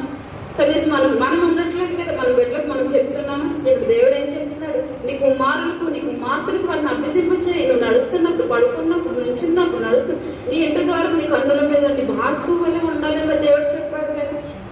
మరి అబ్రహాం వారు వాళ్ళందరూ చేశారు కనుక దేవుడు ఉన్నాడు. ఏమీ తెలియని సూర్యులో వెళ్ళమన్నప్పుడు ఆయన వెళ్ళాడు కదా మనం చూపించినప్పుడు. మరి ఈ దినాన్ని మన బిడ్డలకు మనం ఏం నేర్పిస్తున్నామండి? నా బిడ్డకు కానీ మీ బిడ్డలకు కానీ ఈ దినాన్ని మరి దేవుడు చెప్తున్నా మనం నేర్పిస్తున్నామా? చిన్న వయసులోనే బైక్ కొనిస్తాం, చిన్న వయసులోనే సెల్ ఫోన్ కొనిస్తాం, చిన్న వయసులో వారికంటే గొప్పగా నా బిడ్డ ఉండాలని చెప్పేసి మనం చూస్తామని తప్పించి దేవునిలో మన బిడ్డ నిలబెట్టాలని ఆశ కలిగి ఉన్నామండి. ముందు మనం నడిస్తే కదా వాళ్ళు నడవాలి. అంటే దేవుని యొక్క ఆజ్ఞలను, కట్టడలను, నిబంధనలను ఆయన ఏం చెప్పాడో అవి మనం జ్ఞాపకం చేసుకుని మన బిడ్డలకు మనం చెప్తా ఉండాలండి. మనం చెప్పినప్పుడు వాటి నుంచి వాళ్ళు పెద్ద అయిన తర్వాత తొలగిపోరు. బాలుడు నడవలసిన వాళ్ళకి త్రావలు ఎప్పుడు నేర్పించాలండి? చిన్నవాడిప్పుడే బాలినప్పుడే వారికి నేర్పించాలి. పెద్దవాడైన తర్వాత రేపొద్దుట వాడి నుంచి తొలగిపోమన్నవాడు తొలగిపోడు. ఎందుకంటే నువ్వు ఆల్రెడీ మార్గం వేసేసావు అక్కడ. నీ తల్లి కానీ తండ్రికి నువ్వు బాధ్యతను చూపించావు అక్కడ. రేపొద్దుట దేవుడిని అడుగుతాడుగా, నీకు ఇచ్చిన భార్య ఏది, నీ బిడ్డలేది, నీ కుటుంబాన్ని నువ్వేం చేస్తున్నావు అని చెప్పేసి రేపొద్దు నువ్వు ఎన్ని చేసావు, ఎన్ని మేడలు కట్టావు, ఎంత చెందావు అని మనకు కాదు. కానీ నీ కుటుంబాన్ని నువ్వు రక్షించుకున్నావా? నోవాహు గారి కుటుంబాన్ని వాళ్ళు రక్షించుకున్నారు, అబ్రహాం గారి కుటుంబాన్ని రక్షించుకున్నారు. జనాలకు నీతిపరుడుగా విశ్వాసులుగా జనాలకు ఈ దినాన్ని కూడా అబ్రహాం దేవుడు, ఇస్సాకు దేవుడు, యాకోబు దేవుడు ఆయన చెప్తున్నట్టు ఎంత ధైర్యంగా చక్కగా నా స్నేహితుడు అని చెప్తున్నారు కదండి. మరి ఆ రక్తం మన రక్తం అంటాయి కదా, అప్పుడున్న దేవుడు ఇప్పుడున్న దేవుడు ఒకటే. అంటే మనం ఒక దేవుని యొక్క ఆజ్ఞలు ఏవైతే ఉన్నాయో, దేవుడు మనకి ఏదైతే చెప్పాడో, ఏ మార్గాన్ని అయితే మనం నడవద్దని చెప్పేసి అన్నాడో ఆ మార్గంలోనే మనం నడుస్తున్నాం కనుక మనకు తెలియని రోగాలు, తెలియని మనశ్శాంతి, అశాంతి, కుటుంబాల్లో విధానం ఏమీ లేకుండా ఉంటుంది ప్రజలు. అయితే ఇలా ఉంటున్న టైంలో మన కుటుంబంలో ప్రతిరోజు దేవుడు చేసిన మేలు కానీ, దేవుడు మనం బ్రతికించిన విధానాన్ని కానీ, కుటుంబ ప్రార్థన ఎంతమంది మనం పెట్టుకుంటున్నామండి? మన గృహంలో కుటుంబ ప్రార్థన మనం పెట్టుకుంటున్నామా? పెట్టుకుంటే చాలా మంచిది. ఎందుకంటే దేవుడికి రోజుకి మనం 2.5 గంటలు మనం ఇవ్వాల్సిన వారికి మనం ఉన్నాం కదా. 2.5 గంటల్లో కనీసం 1 గంటని మన కుటుంబ ప్రార్థన, ఏదో ఒక పాట పాడుకు బైబిల్ చదువుకుని వెళ్ళిపోయి నామకహగా దేవుడు అంటే ఎవరండి? సృష్టిన మహా ఆకాశంలో కట్టజామనంత గొప్ప దేవుడు మనం సృజించాడు. మన పరమ అవయవాలు, మన పరమ డాక్టర్. ఆయన ఏం చెప్పారో చేయకుండా కలిసి 2.5 గంటల మన దేవుడికి సమయాన్ని గడుపుతున్నామా? మరి నాకు బాగోలేనప్పుడు దేవుడు నువ్వు నన్ను ఎందుకు చూడలేదు, నన్ను ఎందుకు స్వస్థపరచలేదు, నన్ను ఎందుకు బ్రతికించలేదంటే ఆయన దగ్గర మనం మాట్లాడడానికి అవకాశం ఉందా? 1 గంట సేపు మన కుటుంబంతో మన బిడ్డలు కూర్చోబెట్టుకుని కుటుంబ ప్రార్థన పెట్టుకుంటున్నామా? పెట్టుకుంటే చాలా ధన్యులమండి. ఎందుకంటే యోగు గారు తన కుటుంబం చుట్టూ దేవుడు ఏం వేశాడంటే కంచి వేశాడు. ఎందుకు వేశాడు? తన బిడ్డలు ఎక్కడ పాపం చేశారో, తన కుటుంబం ఇంత ఉన్నా కూడా రోజు లేచి తన కుటుంబం కోసం తన దేవునికి బలాన్ని ఇచ్చేవాడు. మరి మన కుటుంబం కోసం మనం 1 గంట అయినా బిడ్డల కోసం ప్రార్థన చేస్తున్నామా? విలాప వాక్యంలో ఉంటుంది కదా, రేయి మొదటి చాటులు లేచి నీ చంటి బిడ్డల ప్రాణం కొరకు నువ్వేం చేయాలి? కన్నీళ్ళు విడవాలి. ఎవరి సన్నిధిలో? దేవుని సన్నిధిలో విడవాలి. ఈ అకాలంగా ఈ రోజుల్లో మనం చూస్తున్నప్పుడు 50 ఏళ్ళ వయసు ముసలైన 4 సంవత్సరాల బిడ్డని పాడు చేస్తున్నాడు. చిన్న పిల్లోడు చిన్న పాపని పాడు చేస్తుంది. ఇది ఎక్కడైనా ఉన్నదండి? ఎంత భయంకరమైన దినం మీకు గుర్తు రావట్లేదు? ఎంత భయంకరమైన దినాల్లో మనం బ్రతుకుతున్నామండి. మన కుటుంబంలో దేవుడిచ్చిన ఆజ్ఞను కానీ, దేవుడిచ్చినవన్నీ చిన్నప్పటి నుంచి అందుకే దేవుడు చెప్తున్నాడు, నీ బిడ్డలకు చెప్పు, నువ్వు నడుస్తున్నప్పుడు చెప్పు, నువ్వు కూర్చున్నప్పుడు చెప్పు, నువ్వు నడుస్తున్నా చెప్పు. వ్యభిచారించవద్దు, అబద్ధ సాక్ష్యం పడవద్దు, ఎదుటి వారికి ఏది ఆశపడవద్దు, దోపిడీ చేయవద్దు. ఇవన్నీ మన బిడ్డలకు కానీ మనకు కానీ మనం చెప్తున్నప్పుడు రేపన్న రోజు అటువంటి సిచ్యువేషన్ వాళ్ళకు ఎదురైనప్పుడు వాళ్ళు ఏం చేస్తారు? దాని నుంచి మనం తప్పుకుంటామండి. దాని నుంచి మనం కాపాడుకున్నట్టు అవుతుందండి. అందుకే కదా బాలుడు నడవలసిన త్రావుల వారికి నేర్పించాము అని చెప్పేసి ఇక్కడ చెప్పడం జరుగుతుంది. ఈ రకంగా మనం చూసుకున్నప్పుడు మన కుటుంబాలు దేవుడు ఎలా అయితే నోవాహు గారి కుటుంబాన్ని కానీ, అబ్రహాం గారి కుటుంబాన్ని కానీ, ఇలా యోబు గారి కుటుంబాన్ని కానీ, ఇలా ప్రత్యేకించి వారందరి పేర్లు మనం ఈ రోజు కూడా చదువుకుంటూనే వారిని చూసి మనం మనస్ఫూర్తిగా ఇన్స్పైర్గా మనం ఉంటున్నామంటే వారు దేవుడు చెప్పిన మాటలో నడిచారు, దేవుడు చెప్పిన మాటలో నడిచారు. నిన్ను వలని పొరుగు వారిని ప్రేమించండి అని చెప్పేసి చెప్తున్నాం కదా. నిన్ను వలని పొరుగు వారిని ప్రేమించుకున్నప్పుడు మనం మనస్ఫూర్తిగా ప్రేమిస్తున్నామండి. ఒకరు ప్రేమ కలిగి ఉంటున్నామండి. ఎంతమంది మనం కలిగి ఉంటున్నామండి? ఎక్కడ చూసినా మనస్పర్ధలు, దోహాలు, పుల్లులు, అసూయతోనే మనం పొద్దుట్లేసి సాయంత్రం వరకు మన జీవితం గడిచిపోతుంది కదా. మరి నిజంగా దేవుని యొక్క మాటలు, దేవుని యొక్క హృదయంతో మన హృదయం నిండి ఉంటుంది. మన హృదయం నిండిన దాన్ని బట్టి నోరు మాట్లాడుతుందని చెప్పారు కదా. అలా మనం చూసుకున్నప్పుడు సమూయేలు గ్రంథంలో ఉంటుంది, 2వ సమూయేలు గ్రంథంలో ఉంటుంది. ఉభయదేవి గృహంలోనూ మందసం ఉన్నప్పుడు, ఉభయదేవి 3 నెలల మందసం ఎప్పుడైతే ఉన్నదో ఆ మందసం ఉన్నప్పుడు ఆయన ఎంతో ఆశీర్వదించబడ్డాడంట. ఆ మందసం అంటే ఏంటి? దేవుని యొక్క ప్రార్థన. ఆ మందసం అంటే ఏంటి? దేవుని యొక్క కృప. కనుక మనం ఏం చేయాలి అంటే దేవుని యొక్క మందసాన్ని మన గృహంలో పెట్టుకోవాలి. ఈ దినాన్ని అపాయకరమైన పరిస్థితుల్లో మన కుటుంబం పడకుండా మనం క్రైస్తవులను మనం చెప్పుకుంటున్నాము, కానీ ప్రతి ఒక్క సెంటర్లో కానీ సింహాల్లో కానీ ప్రతి ఒక్క సిచ్యువేషన్లో కానీ ఎవరు కనిపిస్తారు అంటే మన వల్ల ముందుంటారండి. ఎందుకుంటారు? ఆయన అంటున్నాడు కదా, మీ వల్లే కదా అన్ని చెరువులో నా నామము దూషింపబడుతుంది అని చెప్పేసి చెప్పబడుతుంది. కనుక ఈ ఒక కుటుంబం అన్న ఒక టాపిక్ లో నేను చెప్పబోయేది ఏంటంటే మన బిడ్డలని, మనకిచ్చిన కుటుంబాన్ని దేవుడు ఆదామా నువ్వెక్కడ ఉన్నావు అంటే ఆయన తప్పు జరిగింది కనుక దేవుని మాటకి లోబడలేదు కనుక ఆయన దాక్కోవాల్సి వచ్చింది. ఇది నేను పలానా పేరు పెట్టి నీ కుటుంబం ఎక్కడుందని చెప్పేసి నేను అడిగినప్పుడు మనం దాక్కునే వారిగా మనం ఉండకూడదు. ఎందుకంటే మనం దేవుని బిడ్డలు ఆయన స్వరూపంలో చేసుకున్నాడు. మొదట్లో నేను చదివించాను, ఆయన పోలికలు మనం చేసుకున్నాడు, ఆయన రూపంలో మనం చూసుకున్నాడు. మనం చూసి ఆయన ఎంతో మురిసిపోతున్నాడు. మనకు అనుకున్న మనకు అన్న బిడ్డని మన కళ్ళ ముందు అడిగి తప్పతడికి వేసుకుంటే ఎంత ఆనందపడతామండి. మనకు అనుకున్న బిడ్డ మన కళ్ళ ముందు ప్రయోజకుడయ్యి మంచి పట్టా పట్టుకునేస్తే మనం ఎంత ఆనందపడతామండి. ఒక బైక్ ఇచ్చి 2 లక్షలు 3 లక్షల బైక్ నడిపోయింటే అబ్బాయి నడుస్తుంటే ఆ అబ్బాయిని చూసి మనం ఎంత ఆనందపడతామండి. మరి మనం చేసుకున్న బిడ్డల్ని మనం అంత ఆనందపడుతున్నాం కదా. మరి దేవుడు దేవాది దేవుడు ఆయన ఒక ఉద్దేశం కలిగి ఒక ప్రణాళిక కలిగి భూమి మీద కుటుంబంతో నేను స్తుతించాలి, కృతజ్ఞత కలిగి వారు ఎన్నో ఉండాలి. ప్రతిరోజు నిత్యం నడుస్తున్నప్పుడు నుంచున్నప్పుడు దేవుడి గురించి స్తుతించి మాట్లాడుతూ ఉండమని చెప్పి మరి చేస్తున్నప్పుడు మనం ఎంతవరకు చేస్తున్నామండి? దేవుని దృష్టిలో మనం ఉన్నాము. దేవుడు కీర్తనలో చెప్తారు కదా, ఆకాశంలో నుంచి చూస్తున్నాడంట, ఎవరు ఎదుగుతారు, ఎవరు నా కోసం చూస్తారు అని చెప్పేసి ఆకాశం నుంచి దేవుడు చూస్తున్నాడంట. మరి దేవుడు చూసేటప్పుడు మనం ఆయన దృష్టిలో ఉండేవారిగా మనం ఉన్నామా? మనకే ఎందుకు వస్తున్నాయి, అయ్యో క్రైస్తవుల్లోకి వచ్చాను, నాకే ఎందుకు వస్తున్నాయి ఇన్ని కష్టాలు, నేనే ఎందుకు ఇలా అయిపోతున్నాను, నేనే ఎందుకు ఇటువంటి పరిస్థితుల్లో ఉన్నాను అని చెప్పేసి మనం అనుకుంటూ ఉంటాం. కానీ ఎప్పుడైతే కుటుంబంలో ఉభయతైతే కుటుంబంలో ఒక మందసం ఉందో ఆయన ఆశీర్వదించబడ్డాడు. ఈ దినాన్ని కూడా మన కుటుంబంలో కుటుంబ ప్రార్థన 1 సెకండ్స్లో కాదు, 1 గంట సేపు అని దేవుని మనసారి స్థుతించుకుంటూ ప్రార్థన చేసుకున్నప్పుడు దేవుడు తగిన కాలమందు ఆయన ఎక్కడికి దేని మనసులో ఉన్నప్పుడు మన కుటుంబాన్ని కూడా అనేక ఆపదల నుంచి అనేక అవంతరాల నుంచి తప్పిస్తానని ఈ ఒక చిన్న వాక్యము దేవుడు మనందరి వెనుకల్లో దీవించాలని ముగిస్తున్నాను. థ్యాంక్ యూ అండి అవకాశం ఇచ్చింది.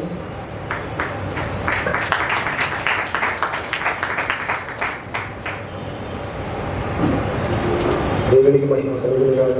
మరి ఈ సమయంలో చక్కని సందేశం ఇచ్చిన కరుణ గారికి నా ప్రత్యేకమైన తెలియజేస్తున్నాము. మరి ఈ సమయంలో కమ్యూనికేషన్ శేఖర్ గారు వారికి సమయాన్ని ఇవ్వడం జరుగుతుంది. వారు వచ్చి తెలియజేయాల్సిందిగా తెలియజేస్తున్నాం. సిస్టర్ మీ పేరేంటి? అవునా, మెసేజ్ చెప్పేది మీకు పేరు చెప్పుకోవాలి. Okay, thank you. 145 సంవత్సరాల చరిత్ర ఈ తల్లి సంఘంలో శాండ్ బాక్స్ అనే కార్యక్రమం ఇది 2వది. మరి ఈ కార్యక్రమంలోకి వచ్చినటువంటి ప్రతి ఒక్కరికి కూడా నా హృదయపూర్వక ధన్యవాదాలు తెలియజేసుకుంటున్నాను. Thank you very much. గురువు యొక్క గురుతర బాధ్యత క్లాస్ రూమ్తో ప్రారంభం కాలేదు. గురువు యొక్క గురుతర బాధ్యత బ్లాక్ బోర్డుతో ప్రారంభం కాలేదు. గురువు యొక్క గురుతర బాధ్యత చాక్ పీస్తో ప్రారంభం కాలేదు. గురువు యొక్క గురుతర బాధ్యత క్లాస్ రూమ్తో ప్రారంభం కాలేదు. గురువు యొక్క గురుతర బాధ్యత బ్లాక్ బోర్డుతో ప్రారంభం కాలేదు. గురువు యొక్క గురుతర బాధ్యత చాక్ పీస్తో ప్రారంభం కాలేదు. గురువు యొక్క గురుతర బాధ్యత అక్షరాలతో పొందపరిచిన పుస్తకాలతో ప్రారంభం కాలేదు. తన కాళ్ళ దగ్గర విద్యార్థితో ప్రారంభమైంది. కాబట్టి ఇక్కడ నిలబడి మాట్లాడే ప్రతి వ్యక్తి కూడా ఒక గురువే. ఎందుకంటే అది దేవుని యొక్క ప్రేరణ చేత వారు మాట్లాడుతున్నారు. మన శిష్యులుగా దాన్ని గ్రహించడానికి సిద్ధపడాలి. ఈ వాక్యం చెప్తూ ఉన్నప్పుడు ఇక్కడ చాలా డిస్టర్బెన్స్ మాత్రం బాగా ఎక్కువ ఉంది. ఫస్ట్ నేను చక్కగా ఖండించవలసిన విషయం ఏంటంటే డిస్టర్బెన్స్ లేకుండా నెక్స్ట్ కార్యక్రమాన్ని మనం ప్రోగ్రాం బాగా డిజైన్ చేసుకున్నాం. మొదటిది రెండవదిగా సిస్టర్ అరుణ గారు చెప్తున్నప్పుడు తన కుమార్తె తనను చాలా డిస్టర్బ్ చేస్తూనే ఉంటుంది. ఇది రెండో పాయింట్. మెసేజ్ చెప్తున్నప్పుడు మీరు గురువు గారు, నేను ముందు ఎందుకంటే చిన్న ఉపద్ఘాతం చెప్పాను, అసలు ఆ సందర్భం కాదు, నేను గురువు గారి గురించి చెప్పవలసిన సందర్భం కాదు. నేను చెప్పవలసిన బాధ్యత అవసరం ఎందుకు వచ్చింది అంటే మీ పాప వల్ల వచ్చింది. తను చాలా డిస్టర్బ్ చేసింది, నన్ను కాదు మిమ్మల్ని చేసింది.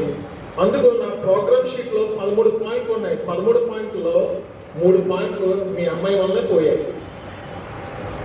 అంటే నేను ఎందుకు చెప్తున్నానంటే మిమ్మల్ని విమర్శించడానికి కాదు ఈ కార్యక్రమం, మిమ్మల్ని మీరు సరిదిద్దుకోవడానికి ఏర్పాటు చేసినటువంటిది ఈ కార్యక్రమం. అదే శాండ్ బాక్స్. మన సంఘంలో మీరు ఎక్కడైనా ఒక 100 మందిలో నిలబడి మాట్లాడితే మీలో ఉన్న లోటుపాట్లు ఎవరో చెప్పరు. మీరు సరిదిద్దుకునే అవకాశం లేనట్టే.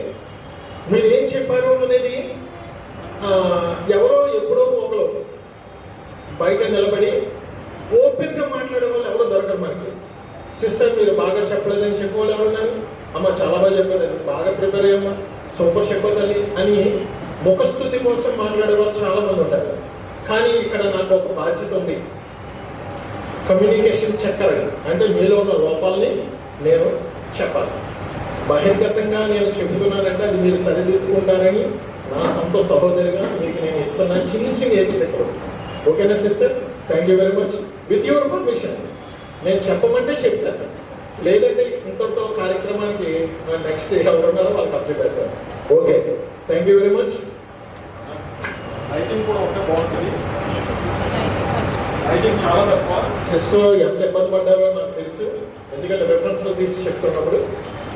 మీరు ఎంచుకున్న సబ్జెక్ట్ కుటుంబం అదండి.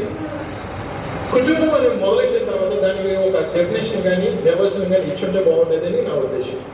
కంపల్సరీ ఇవ్వాలి. మనం ఎప్పుడు కూడా ఒక మెసేజ్ మాట్లాడుతున్నప్పుడు ఎంచుకున్న అంశం మీద ఆల్రెడీ స్టార్టింగ్లోనే ప్రతి ఒక్క హృదయాల్లో ఫౌండేషన్ ఏర్పడుకోవాలి. కుటుంబం అనగానే ఇదా అని. ఫర్ ఎగ్జాంపుల్ నేను చిన్న ఎగ్జాంపుల్ చెప్తాను. పిల్లలు స్కూల్ నుంచి వచ్చిన తర్వాత ఇంటికి హోంవర్క్ చేస్తారు. హోంవర్క్ అంటారు కదండి. హోంవర్క్ అంటే హౌస్ వర్క్ అనొచ్చుగా, హౌస్ ఉంది కదా, హోమ్ అని ఎందుకు అనాలి? హౌస్ వర్క్ అంటే సరిపోతుందా? అంటే ఎందుకు వాడుతున్న మాట అంటే హోమ్ అంటే తండ్రి, తల్లి, అక్క, చెల్లి, ఈ రిలేషన్స్ ని హోమ్ అంటారు. హౌస్ అంటే ఇటుకలు, ఇవన్నింటిని హౌస్ అంటారు, అంతే కదా. హోమ్ అంటే ఫర్ ఎగ్జాంపుల్ స్కూల్లో చదువుకున్న పాప చెట్టు కింద బ్రతుకుతున్న వాళ్ళు కూతురు అనుకోండి, అమ్మాయి కూడా హోంవర్క్ చేయాలి. ఇల్లు లేదు కదా అమ్మాయికి, మరి ఎక్కడ చేస్తుంది హోంవర్క్? వాళ్ళ నాన్న దగ్గర చేస్తుంది, వాళ్ళ అమ్మ దగ్గర చేస్తుంది, వాళ్ళ అక్క దగ్గర చేస్తుంది. వాళ్ళందరూ చెట్టు కింద ఉంటారు, వాళ్ళకి ఇల్లు లేదు, కానీ ఆ అమ్మాయికి కూడా హోంవర్కే ఇస్తారు. కాబట్టి హోంవర్క్ అంటే కుటుంబం. అమ్మా మీరు జాగ్రత్తగా అబ్జర్వ్ చేసుకుంటే మనం మాట్లాడేటప్పుడు మన మెసేజ్ ఇంకా ఆసక్తికరంగా ఉంటుంది.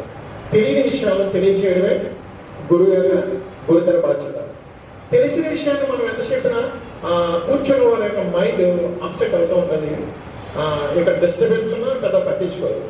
మీరు మాట్లాడుతున్నప్పుడు ఎలా ఉండాలంటే చిన్న డిస్టర్బెన్స్ అవుతుంటే మాట్లాడుకో, లేకపోతే వెనకలు మాట్లాడుతుంటే ఎలా వెనక తిరిగి సీరియస్గా చూడడం, ఇటువంటి ఎప్పుడైతే జరుగుతాయో అక్కడ మీరు మెసేజ్ చాలా బాగుందని అర్థం. ఏ ఒక్కరు కూడా డిస్టర్బెన్స్ అవుతున్నా పట్టించుకోలేని పరిస్థితిలో ఉన్నారు. నాకు ఎందుకో నాకు అర్థం కాలేదు. ఎవరు చికాకు పడ్డం కానీ కోపపడ్డం కానీ ఎవరి దగ్గర నేను చూడలేదు. రెండోది, అబ్రహాము గారి కుటుంబంలో, అబ్రహాం గారి గురించి చెప్పారు. ఆయన కుటుంబంలో ఒక పరీక్ష వచ్చింది, చిన్న టెస్ట్ పెట్టారు దేవుడు. కామన్ అబ్రహాం గారి గురించి చెప్పంటే ఇక్కడ ఉన్న వాళ్ళు ఎవరైనా లేచి నిలబడి అన్ని విషయాలు చెప్తారు, ఎందుకంటే మనం ప్రతిసారి వెళ్తున్నాం. కానీ ఆ పరీక్ష దేనికి సాదృశ్యం అని మీరు చెప్పుకుంటే నాకు అంటే ఆ మెసేజ్ ఇంకా బాగుండేది అనేది నా ఉద్దేశం. రెండోది, నరహత్య చేయకూడదు.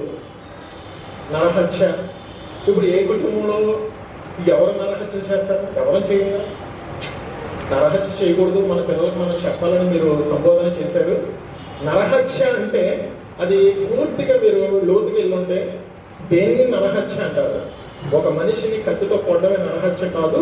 మానసికంగా నాకు ఇంకొక రూపంగా ఏ విధంగా మాటల ద్వారా తలంపుల ద్వారా చేసినా ఇది నరహత్య అనేది కొంచెం డెఫినేషన్ ఇచ్చుంటే ఇంకా బాగుండేదని ఇది నా ఉద్దేశం. నెక్స్ట్ చిన్న అంటే బైబిల్ గ్రంథాల్లో ఎంతోమంది భక్తులు దేవుడు చాలా బాధ్యతలు ఇచ్చాడు వాళ్ళకి. ఒక కుటుంబాన్ని నిర్వర్తించడమే కాదు, చాలా పనులు చేశారు. ఒక నోవాహు గారి కుటుంబం ఓడ నిర్మించిందని చెప్పారు, బాగానే ఉంది. జలప్రలయం తర్వాత వారి కుటుంబ పరిస్థితి ఏంటి అంటే, ఓడ కట్టేంత వరకు ఆయన కుటుంబాన్ని బాగా నడిపించాడా? జలప్రలయం అయిపోయిన తర్వాత వారు భూమి మీద మళ్ళీ కాలు పెట్టిన తర్వాత ఆయన కుటుంబాన్ని సరిగ్గా నిర్వర్తించలేకపోయాడా? ఫెయిల్ అయ్యాడా? అనుకుంటే నోవాహు గారు ఫెయిల్ అయినట్టే కదా. కాబట్టి బైబిల్లో చాలా మంది చాలా బాధ్యతలు నిర్వర్తించారు, అది ఫుల్ఫిల్ చేయలేనటువంటి పరిస్థితి. కాబట్టి ఆదియు అంతము యేసే. మనం ఏ మెసేజ్ ఇచ్చినా కానీ యేసు ప్రభు వారి గురించి టచ్ చేయకపోతే, యేసు ప్రభు వారి గురించి చెప్పి ముగించకపోతే ఆ మెసేజ్ ఫుల్ఫిల్ అయినట్టు. మీరు ఏ మెసేజ్ అయినా చెప్పాలి, ఏదైనా చేయాలి. అందుకనే పాత నిబంధన కొట్టివేయబడింది, కొత్త నిబంధన అవడం జరిగింది. అంటే పాత నిబంధన ఆయన కుటుంబానికి ఇచ్చిన ప్రాధాన్యత గురించి మీరు చెప్పుకుంటే ఇంకా బాగుండేది అనిపించేది. ఇవన్నీ కూడా నేను కమ్యూనికేషన్ చక్కరగా ఉన్నాను కాబట్టి మీరు ఈ శాండ్ బాక్స్లో మీ ముఖ్య ఉద్దేశం, ఆయన పెట్టిన ముఖ్య ఉద్దేశం ఏంటంటే, ఇక్కడ నిలబడి చెప్పిన ప్రతి వ్యక్తి కూడా మరొక చోట నిలబడి చెప్తే పర్ఫెక్ట్గా ఖచ్చితమైనటువంటి ఉద్దేశాలతో చెప్పాలి. మీలో ఉన్నటువంటి గుడ్ క్వాలిటీస్ ఇప్పుడు చెప్తారు. మంచి క్వాలిటీస్, మీకున్న క్వాలిటీస్ ఏంటి? ఇప్పటి వరకు ఏంటంటే ఇలా ఉంటే బాగుండేదని మాత్రమే చెప్పాను. మీలో ఉన్న గుడ్ క్వాలిటీస్ ఏంటంటే ఎక్స్ప్రెసివ్ లాంగ్వేజ్, మీరు మాట్లాడే భాష చాలా బాగుంది. Very good, thank you very much. Speech sound అది తక్కువగా కాలేదు, అది ఎక్కువ కాలేదు, ఎంత అవసరమో అంత వాయిస్ ఇవ్వగలిగారు మీరు. క్లియర్ ఆర్టికులేషన్ చాలా బాగుంది. బైబిల్ వొకాబులరీ అంటే మీరు ఇంటికాడ మాట్లాడే భాష కాకుండా ఇక్కడ ఏ భాష మాట్లాడాలో బైబిల్ గురించి అదే భాష మాట్లాడారు. Very good, thank you very much. Fluency in speaking, మీరు మాట్లాడే భాషలో మంచి క్లారిటీ ఉంది. ఎక్కడ కూడా ఈ మాట అర్థం కాలేదు, ఈ పదం బాగా చెప్పుకుంటే బాగుండు అనేటువంటి ఆలోచన అయితే నాకు రాలేదు. బాగా మాట్లాడారు. తర్వాత మీరు మాట్లాడేటువంటి లాంగ్వేజెస్ కలర్ లాంగ్వేజ్ కాకుండా సోషల్ లాంగ్వేజ్ మా అందరికి అర్థమయ్యే రీతిలోనే మాట్లాడారు. కొంతమంది స్కాలర్స్, కొంతమంది మెసేజ్ అనగానే ఏదో వచ్చి రాని ఇంగ్లీషు వాడేస్తారు, వచ్చి రాని హిందీ వాడేస్తారు, వచ్చి రాని ఫ్లూయెన్సీ వాడేస్తూ ఉంటారు. మీరు అటువంటి ప్రయత్నాలు ఏమీ చేయలేదు. చక్కగా మీకు వచ్చిన భాషని చక్కగా మాట్లాడారు. దానికి వెరీ మచ్. మీరు మాట్లాడుతున్నప్పుడు మీకు నత్తి కానీ లేకపోతే ఇంకొకటి కానీ ఏమీ రాలేదు. తర్వాత సడన్ గా ఏంటి ఏం చెప్పాను ఏం చెప్పాలి అని ఆగిపోలేదు, బాగా మాట్లాడారు. స్టార్ట్ చేసిన దాని నుంచి ముగింపు వరకు కూడా ఎక్కడ ఆగకుండా బాగా చెప్పారు. అన్నెసరీ రిపీటెడ్ వర్డ్స్ అనేది అస్సలు రాలేదు. అనవసరంగా మాట్లాడవలసిన మాటలు ఏమీ రాలేదు. అయితే కానీ ఎలాగైతే ఓకే సార్ అంటే ముందు మాట్లాడిన మాట తర్వాత ఏం మాట్లాడాలో సర్దుకోవడానికి ఈ మధ్యలో కన్జంక్షన్స్ పెడతా ఉంటారు. అవును కానీ అలాగా ఇలాగా అటువంటి మాటలు ఏమీ రాలేదు, చక్కగా మాట్లాడారు. తర్వాత డెలివరీ రైట్ ఐడియా అంటే ఇన్ టైంలో ఏ రెఫరెన్స్ అయితే తీయాలో, ఏ రెఫరెన్స్ చెప్తే అక్కడ బాగుంటుందో అవి బాగా చెప్పారు. తర్వాత ప్రిపరేషన్ ఆఫ్ స్పీచ్ అంటే మీరు ఇంటి దగ్గర సిద్ధపడే విధానం మీ ప్రజెంటేషన్ తెలియజేస్తుంది. మీరు ఎంతవరకు బాగా సిద్ధపడ్డారు. నేను మీకు ఇచ్చే అడ్వైజ్ ఏంటంటే మర్మాన్ని వెతకడానికి ప్రయత్నం చేయాలి, మోకాల మీద ప్రార్థన చేయాలి. తండ్రి నేను వాక్యం చెప్తున్నాను, మీరు వాడని ఎంచుకున్నారు, వాడ దేనికి సాదృశ్యం? అది నిర్మించడానికి ఎవరిని వాడుతున్నారు? కుటుంబాన్ని వాడుతున్నారు. కుటుంబం వాటర్ కట్టిందని తేలిగ్గా చెప్పేశారు. అసలు మీరు దాని సాదృశ్యం ఏంటి, దాని మర్మం ఏంటి, వాడ యొక్క మర్మం ఏంటి చెబితే దేవుడు కుటుంబాన్ని ఆ పనికి వాడతాడు.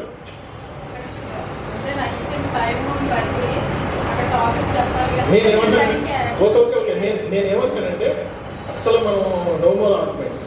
ఇక్కడ ఏంటంటే మనం తెలుసుకోవాల్సింది రేపు పొద్దున మీరు ఇక్కడ కాకుండా వేరే చోట చెప్పడం కోసం, ఇక్కడ 10 నిమిషాలు 20 నిమిషాలే వేరే చోట చెప్పడం కోసం మీరు ఈ విధంగా సిద్ధపడండి. మీరు మంచి వర్క్ అవుతారు, మంచి ప్రసంగికురాలుగా మంచి గుర్తింపు వస్తుందని చెప్పడం కోసం ఇది.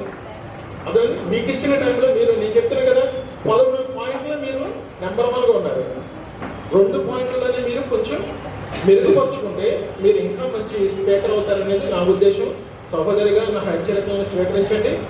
ఈ శాండ్ బాక్స్ యొక్క ముఖ్య ఉద్దేశమే ఇది. Thank you very much sir, ఈ అవకాశం కల్పించినందుకు. మీరు చెప్పిన 25 నిమిషాల్లో నేను ఎన్ని సిద్ధపడాలి అంటే నేనంతా ప్రిపేర్ అవ్వాలన్నా ఇచ్చిన బాధ్యత నిర్వర్తించడానికి కొన్ని హెచ్చరికలు మీ మనసును బాధ పెట్టి ఉండొచ్చు. ఇక్కడ ఉన్న వాళ్ళు మీకే కాదు, ఇక్కడ వాక్యం చెప్పబోయే ప్రతి ఒక్కరికి కూడా ఈ హెచ్చరికలు మీరు మనసులో ఉంచుకుంటే మంచి స్పీకర్ అవుతారు. ఈ శాండ్ బాక్స్ యొక్క ముఖ్య ఉద్దేశం ఇది చెప్పకపోతేనే నేను అన్యాయం చేసినట్టు అవుతాను. Thank you very much.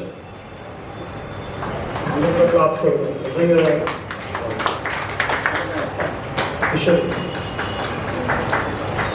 Communication సెక్రటరీగా కిషోర్ గారు చాలా చక్కగా మంచి పాయింట్ నిజంగా ఎంత ఎఫర్ట్ పెడితే కానీ ఆయన అలాంటి పాయింట్ రాయలేదండి. అది ఎంతో అంటే మామూలుగా ఏదో బాధ్యత ఇచ్చామని చెప్పి సింపుల్గా రాసేసి వాళ్ళ నేమ్ సేక్ వచ్చి మాట్లాడి వెళ్ళిపోవచ్చు, కానీ ఆయన ఎంతో రెస్పాన్సిబుల్గా అంత కేర్గా తీసుకున్నందుకు నిజంగా ఆయనకి ధన్యవాదాలండి. So at the same time ఇక్కడ ఏంటంటే సిస్టర్ గారికి అన్ని పాయింట్స్ అంటే చూడడానికి కారణం ఏంటంటే షీఈస్ ఎ లెర్నర్ అనమాట. అంటే already she gave just very few speeches. కానీ బిగినర్స్కి అయితే ఎలాంటి ఫీడ్బ్యాక్ ఉండదండి, ఎందుకంటే బిగినర్స్ వాళ్ళ స్టేజ్ ఫియర్ పోగొట్టారు. సో వాళ్ళు వచ్చి ఫస్ట్ నుంచి మాట్లాడాలి. కాబట్టి మీరు ఇలాగే ఉంటుంది ఫీడ్బ్యాక్ అని అనుకోవద్దు ఎవరు కూడా, ఎందుకంటే మీ స్పీచ్ ఇచ్చే ముందు నేను వాళ్ళని అడుగుతానమాట, మీరు బిగినరా, లెర్నరా, లేదంటే ఎక్స్పీరియన్స్డా. సో వాళ్ళ లెవెల్స్ బట్టి వాళ్ళ ఎవాల్యూషన్ ఉంటుంది. ఫర్ ఎగ్జాంపుల్ మీరు ఎవరైనా సరే లెర్నర్ అనుకోండి, కొద్దిగా ఎవాల్యూషన్ కొద్దిగా మోడరేట్గా ఉంటుంది అనమాట.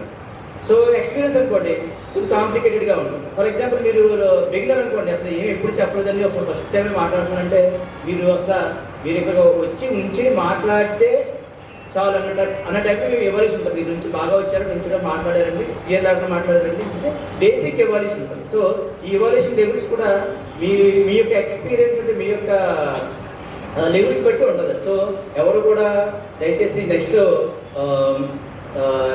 ఇవాల్యూషన్లో మమ్మల్ని ఎలా అంటారు అలా అంటారని భయపడదు, ఎందుకంటే మిమ్మల్ని కరెక్ట్ చేయడానికే ఇది అంటారు యాక్చువల్గా.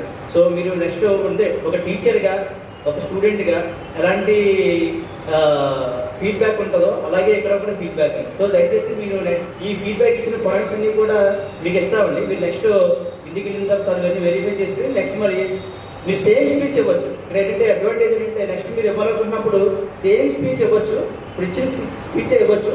మీరు ఇందాక బ్రదర్ చెప్పిన పాయింట్స్ అవి దృష్టిలో పెట్టి ఎలా ఇంప్రూవ్ చేసుకోవాలో అవి ఇంప్రూవ్ చేసినట్లుగా మీరు ఇచ్చారనుకోండి, ఇప్పుడు సేమ్ కంటెంట్ ఇవ్వడం వల్ల ఏంటంటే కాన్సన్ట్రేషన్ కంటెంట్ మీదకి వెళ్తుంది, మీరు ఇంప్రూవ్ చేసుకోవాల్సిన పాయింట్స్ మీదకి వెళ్ళి ఇంప్రూవ్ అవుతుంది.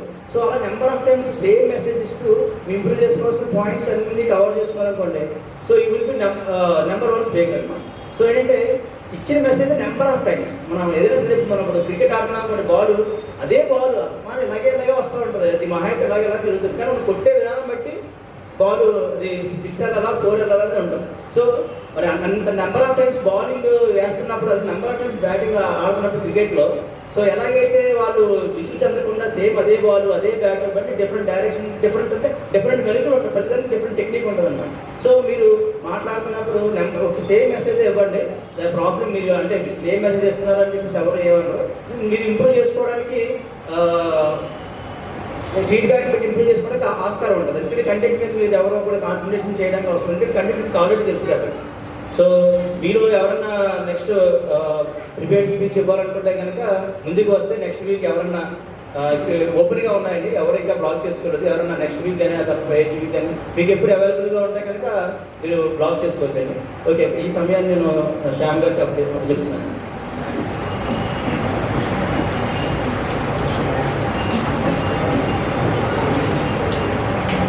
మధ్యలో ప్రజెంటేషన్ చెప్పాడు జోయల్ అది కూడా క్లాప్స్ కొడుతుంది.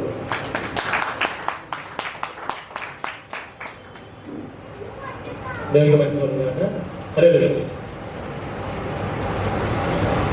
ముందుగా దేవునిలో ఉన్నదండి. అదేవిధంగా మరి కామెంట్ బాక్స్ కార్యక్రమానికి చేసింది అందరూ కూడా నా ప్రత్యేకంగా ధన్యవాదాలు తెలియజేస్తున్నాను.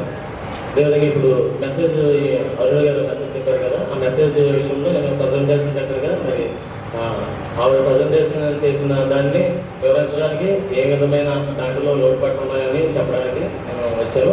అయితే ముందుగా దీనికి ఏంటంటే లైటింగ్ ప్రాబ్లం ఆవిడకి రావడం జరిగింది, అదొకటి.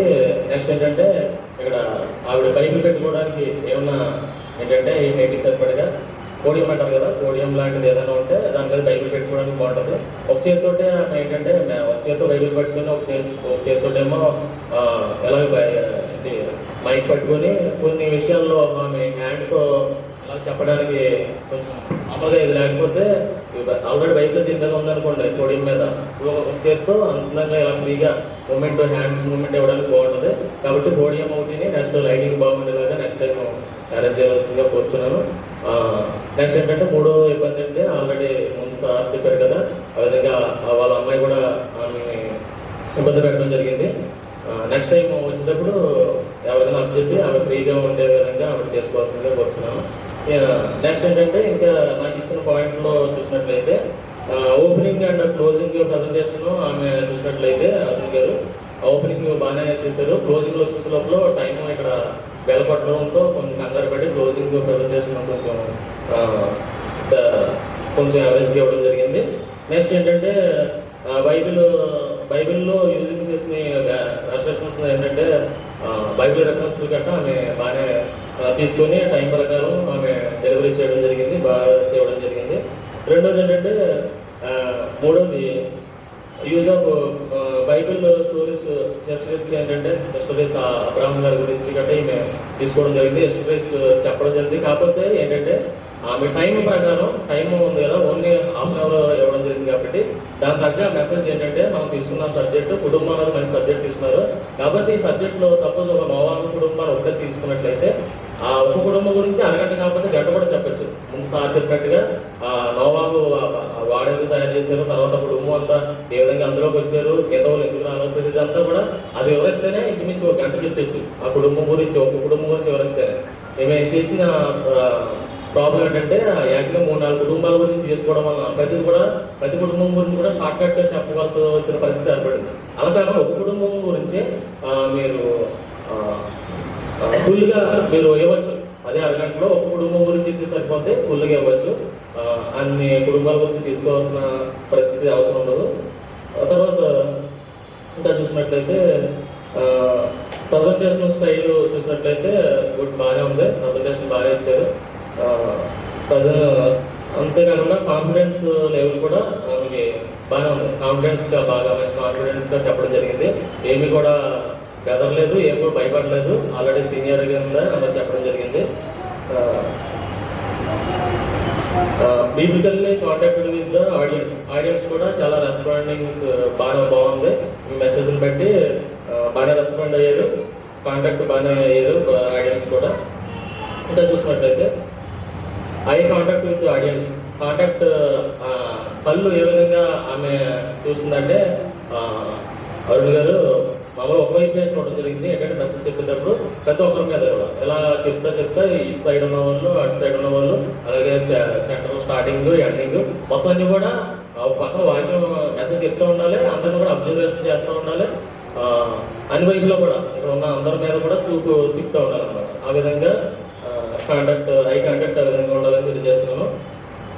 స్టాండ్ కంఫర్టబిలిటీ అండ్ సాలిడ్లీ బాగానే స్టాండ్గా కంఫర్టబుల్గానే ఉన్నారు. కాబట్టి ఆమె పిల్లల మొత్తం కొంచెం ఇబ్బంది పడ్డారు తప్ప లేకపోతే కంఫర్టబుల్గానే బాగా చెప్పడం జరిగింది.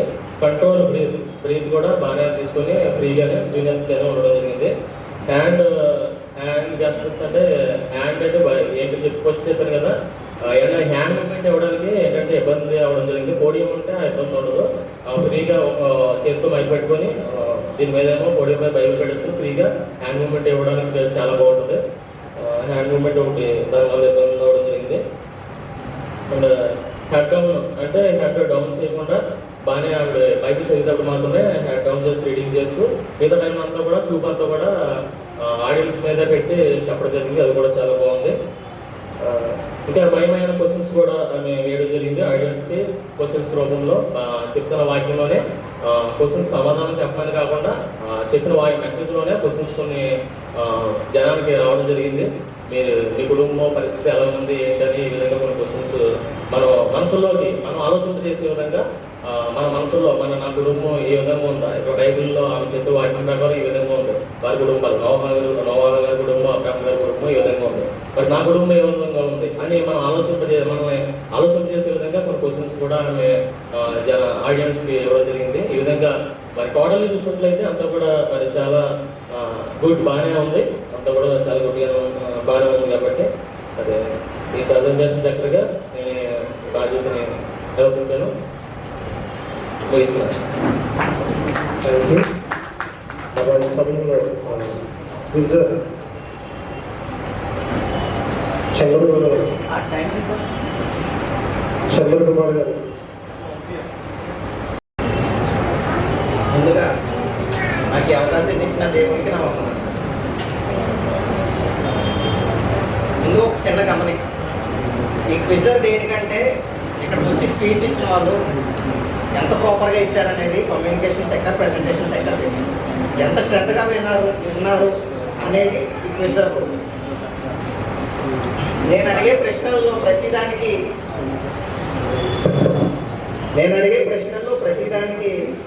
ఆమె ఏ విధంగా అయితే చెప్పిందో దాన్ని బట్టే నేను ఆన్సర్ని పరిగణలోకి తీసుకోవడం జరుగుతుంది.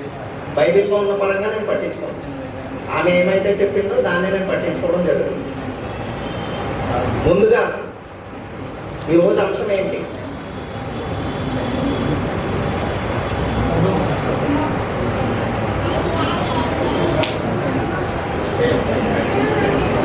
ఫస్ట్ హ్యాండ్ రైజ్ చేయండి, ఆన్సర్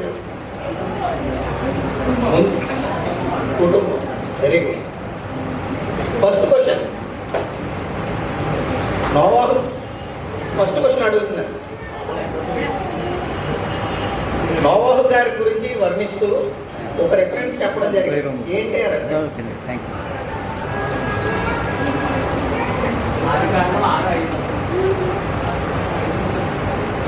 పేరు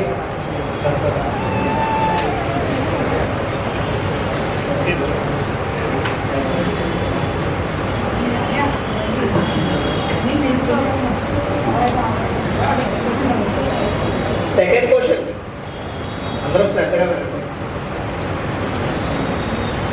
దేవుడు కొన్ని తరాలు పరీక్షించి చూడగా నోవహు నీతిమంతుడుగా కనపడదు దేవునికి. అవి ఎన్ని తరాలు? ఎన్ని? పేరు?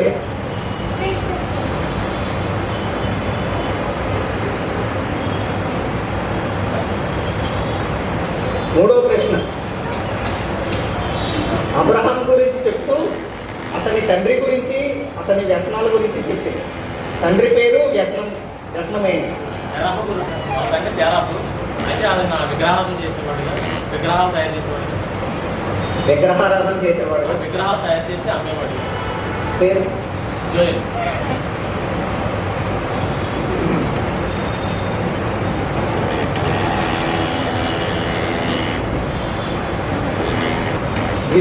ద్వితీయోపదేశ గ్రంథం గురించి చెప్తాను. ఆ గ్రంథాన్ని రెఫరెన్స్గా తీసుకొని యెహోవా దేవుణ్ణి ఒక రకంగా వర్ణించారని ఒక రెఫరెన్స్ చెప్పి, ఆ రెఫరెన్స్ ఏంటి? క్వశ్చన్ ఏంటంటే ఆ రెఫరెన్స్ ప్రకారం యెహోవా దేవుణ్ణి ఏమని వర్ణించారు?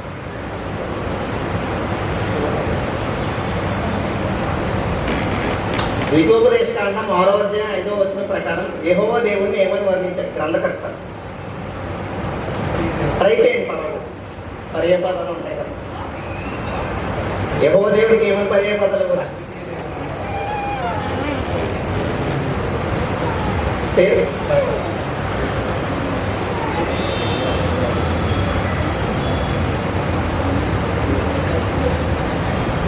మోషే గారి గురించి చెప్తూ పదాజ్ఞల గురించి చెప్పారు. పదాజ్ఞల గురించి మనకు వర్ణిస్తూ, అంటే మనం ఫాలో అవ్వట్లేదని చెప్తూ ఆజ్ఞలకి పర్యాయ పదాలు చెప్పడం జరిగిందండి. ఆ పర్యాయ పదాలు ఏంటి? పర్యాయ పదాలు ఆజ్ఞలకి 3 పర్యాయ పదాలు చెప్పారు. బైబిల్లో ఆజ్ఞలకి 7 పర్యాయ పదాలు ఉంటాయి, కానీ ఆమె చెప్పింది 3. ఆ 3 ఎగ్జాక్ట్గా చెప్పండి.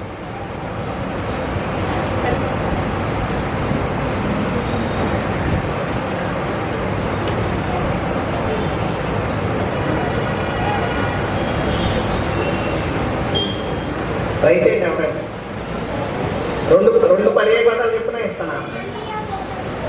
రెండు చెప్తే ఇస్తాను. చెప్పు. ఆజ్ఞలకి పర్యాయ పదాలు. పర్యాయ పదాలు అంటే ఒకే అర్థం వేరే ఊరు. ఆజ్ఞలు, కట్టడలు, నిబంధనలు.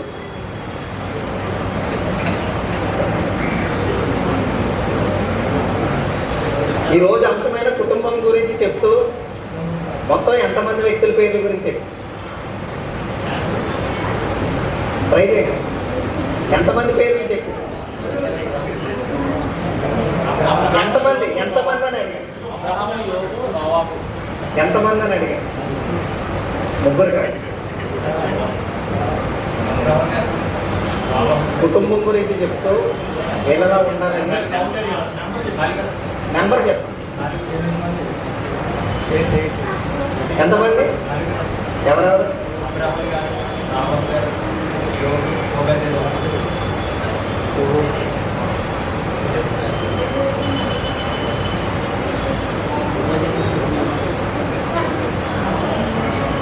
స్టార్టింగ్ ఎవరితో మొదలుపెట్టింది?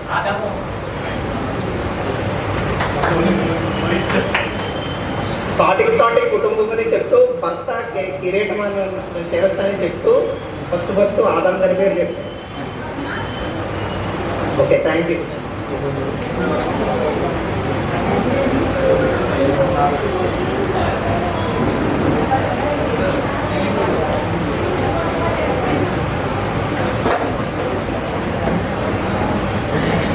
మరి క్విజ్ కూడా చాలా చక్కగా జరిగింది.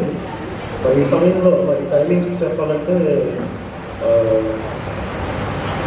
మరి ముందుగా మరి కిషోర్ గారు అయితే మరి 8 నిమిషాలు ఎక్స్ట్రా తీసుకున్నారు ఆయన. అంటే ఇక్కడ టైమింగ్స్ ఉన్నాయండి. ప్రతి చెప్పడానికి 2 minutes అని 5 minutes అని వాళ్ళు ఇచ్చిన సమయాన్ని కంటే ఎక్కువ సమయం వాళ్ళు తీసుకోవడం జరిగింది. దాంట్లో మొదటిగా మరి కిషోర్ గారు ఉన్నారు. అలాగే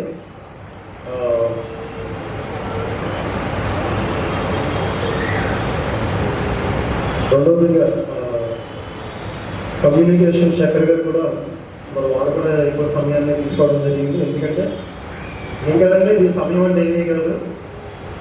అక్కడ మెసేజ్ని బట్టి వాళ్ళు అక్కడ సమయం తీసుకోవడం జరిగింది. అందుకని ఏం కాదు, ఈ సమయానికి అంత నాకు తెలిసిన మటుకు అంత బాధపడవలసిన అవసరం కూడా లేదని నేను తెలియజేస్తున్నాను. ఎందుకంటే చెప్పిన అంశాన్ని బట్టి ఆయన ముందుగా ఏం చెప్పారంటే లోపాన్ని చూపించారు. తర్వాత ఆమెలో చెప్పిన దాంట్లో ఒక మనిషిని కూడా తీసుకురావడం జరిగింది. నిజంగా ముందు కొట్టిన తర్వాత ఏం చేశారు, కట్టడం జరిగింది. అలాంటి మరి కిషోర్ గారు అంటే ఒకసారి క్లాప్స్ కొడదామండి. చాలా మంది ఏం చేస్తూ ఉంటారంటే ముందు కొడతా ఉంటారు, తర్వాత పెట్టరు. ఆయన ముందు కొట్టినా తర్వాత పెట్టారు. అలాంటి చాలా చక్కగా మనిషి తెలియజేస్తారు. ఏదైనా సరే ఇచ్చిన టైమ్స్ క్లోజ్ చేయవలసిందిగా మీ అందరూ కూడా నేను తెలియజేస్తున్నాను. అలాగే ఇంకా టైంలో మరి ఫీడ్బ్యాక్ ఎవరైనా ఇస్తారంటే ఒక దీని గురించి ఎవరైనా ఫీడ్బ్యాక్ ఇస్తారంటే కనుక వాళ్ళు ముందుకు రావాల్సిందిగా తెలియజేస్తున్నాను. ఇంకా దీనిలో మైనస్ నేను చెప్తానంటే ఒకటి ఏంటంటే ఎవరికి ఇచ్చిన పాత్రలో వాళ్ళు సక్రమంగా నిర్ణయించడం వాళ్ళు చాలా మంచిదండి. ముందుగానే వాళ్ళు తెలియజేస్తారు ఎవరెవరికి అన్నది ఇచ్చినప్పుడు వాళ్ళకి ఇచ్చిన అవకాశాలను సద్వినియోగం చేసుకోండి. ట్రైన్ 7 కంటే 6:30 ఉంటాం, ట్రైన్ 7 కంటే 6:30 ముందు ఉంటాం, కానీ ప్రార్థన 7 కంటే 8:30 ఉంటాం. ఎందుకంటే లాస్ట్లో ముగింపులో ఉంటాం మనం. కాబట్టి దీన్ని కూడా సరి చేసుకోండి. టైమింగ్స్ ఇక్కడ కూర్చున్న మీ అందరూ కూడా నేను తెలియజేస్తున్నాను. దయచేసి ఎవరు కూడా ఎలా అన్నానని బాధపడదు, అర్థమవుతుందంటే ఎలా అన్నానని బాధపడదు. నాకు మెయిన్ దేవుడికి ఇచ్చే విలువ మనం ఎలా ఉండాలండి, అలాగే వాళ్ళు అమ్మ మీకే చెప్తాను. ఇక్కడ చెప్తాను, మాట్లాడుతూ ఉన్నారు. ట్రైన్కి ఎన్నింటికి ఇస్తామంటే 7 కంటే 6:30 ఉంటాం. దానికి ఇచ్చిన విలువ మనం ఎవరికి ఇవ్వలేకపోతున్నామంటే దేవుడికి ఇవ్వలేకపోతాం. ఇది నాకు బాగా మైనస్ పాయింట్ అనిపించింది, అందుకు నేను చెప్పాను. అంతే కదా, ఎందుకంటే బాగా గుర్తించాను. సృష్టికర్త అయిన దేవునికి మనం ఎలాగివ్వాలంటే సమయానికి ఖచ్చితంగా రేషన్ కార్డుకి ముందే ఉంటాం. ఎక్కడ ఆ బియ్యం తీసుకోవడానికి ముందు లైన్లో పెట్టేస్తాం.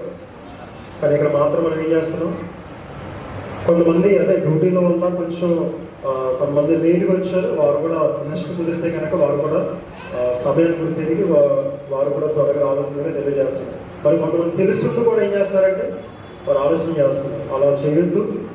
వచ్చేవారు ఖచ్చితంగా 7 గంటలకు ప్రారంభమవుతుంది. స్నాక్స్ టైం ముందుగానే 6:30 to 7 గంటల వరకు స్నాక్స్ టైం. 7 గంటల నుంచి ప్రేయర్ స్టార్ట్ అవుతుంది. 1 hour ఖచ్చితంగా జరుగుతుంది. దాన్ని గుర్తించండి, దానికి తగ్గట్లుగా సహకరించండి. సినిమాకి వెళ్తామా ఆ టైంకి వెళ్ళాం. ఎందుకంటే ఇది మాట నాకు చాలా బాధ ఉందండి, అందుకని నేను చెప్పడం జరిగింది. సినిమాకి మాత్రం ముందుంటాం, సీరియల్స్ ముందుంటాం, అన్నింటికి ముందుంటాం. కానీ దేవుని యొక్క విషయంలో ఆలస్యం ఉంటాం. కాబట్టి ఆలస్యం ఎప్పుడు చేయొద్దు. ప్రతి ఒక్కరు కూడా సమయానికి రావాల్సిందిగా తెలియజేస్తుంది. ఫీడ్బ్యాక్ మరి ఎవరెవరు ఉన్నది కాబట్టి మరి ఈ సమయంలో మరి గ్రీటింగ్స్. సరే, మరి ఎలాంటి వాళ్ళకి మంచి అవకాశం, నిజంగా ఎలాంటి వాళ్ళని కానీ చిన్న పాప చక్కగా ఎలా ముందు కూడా చాలా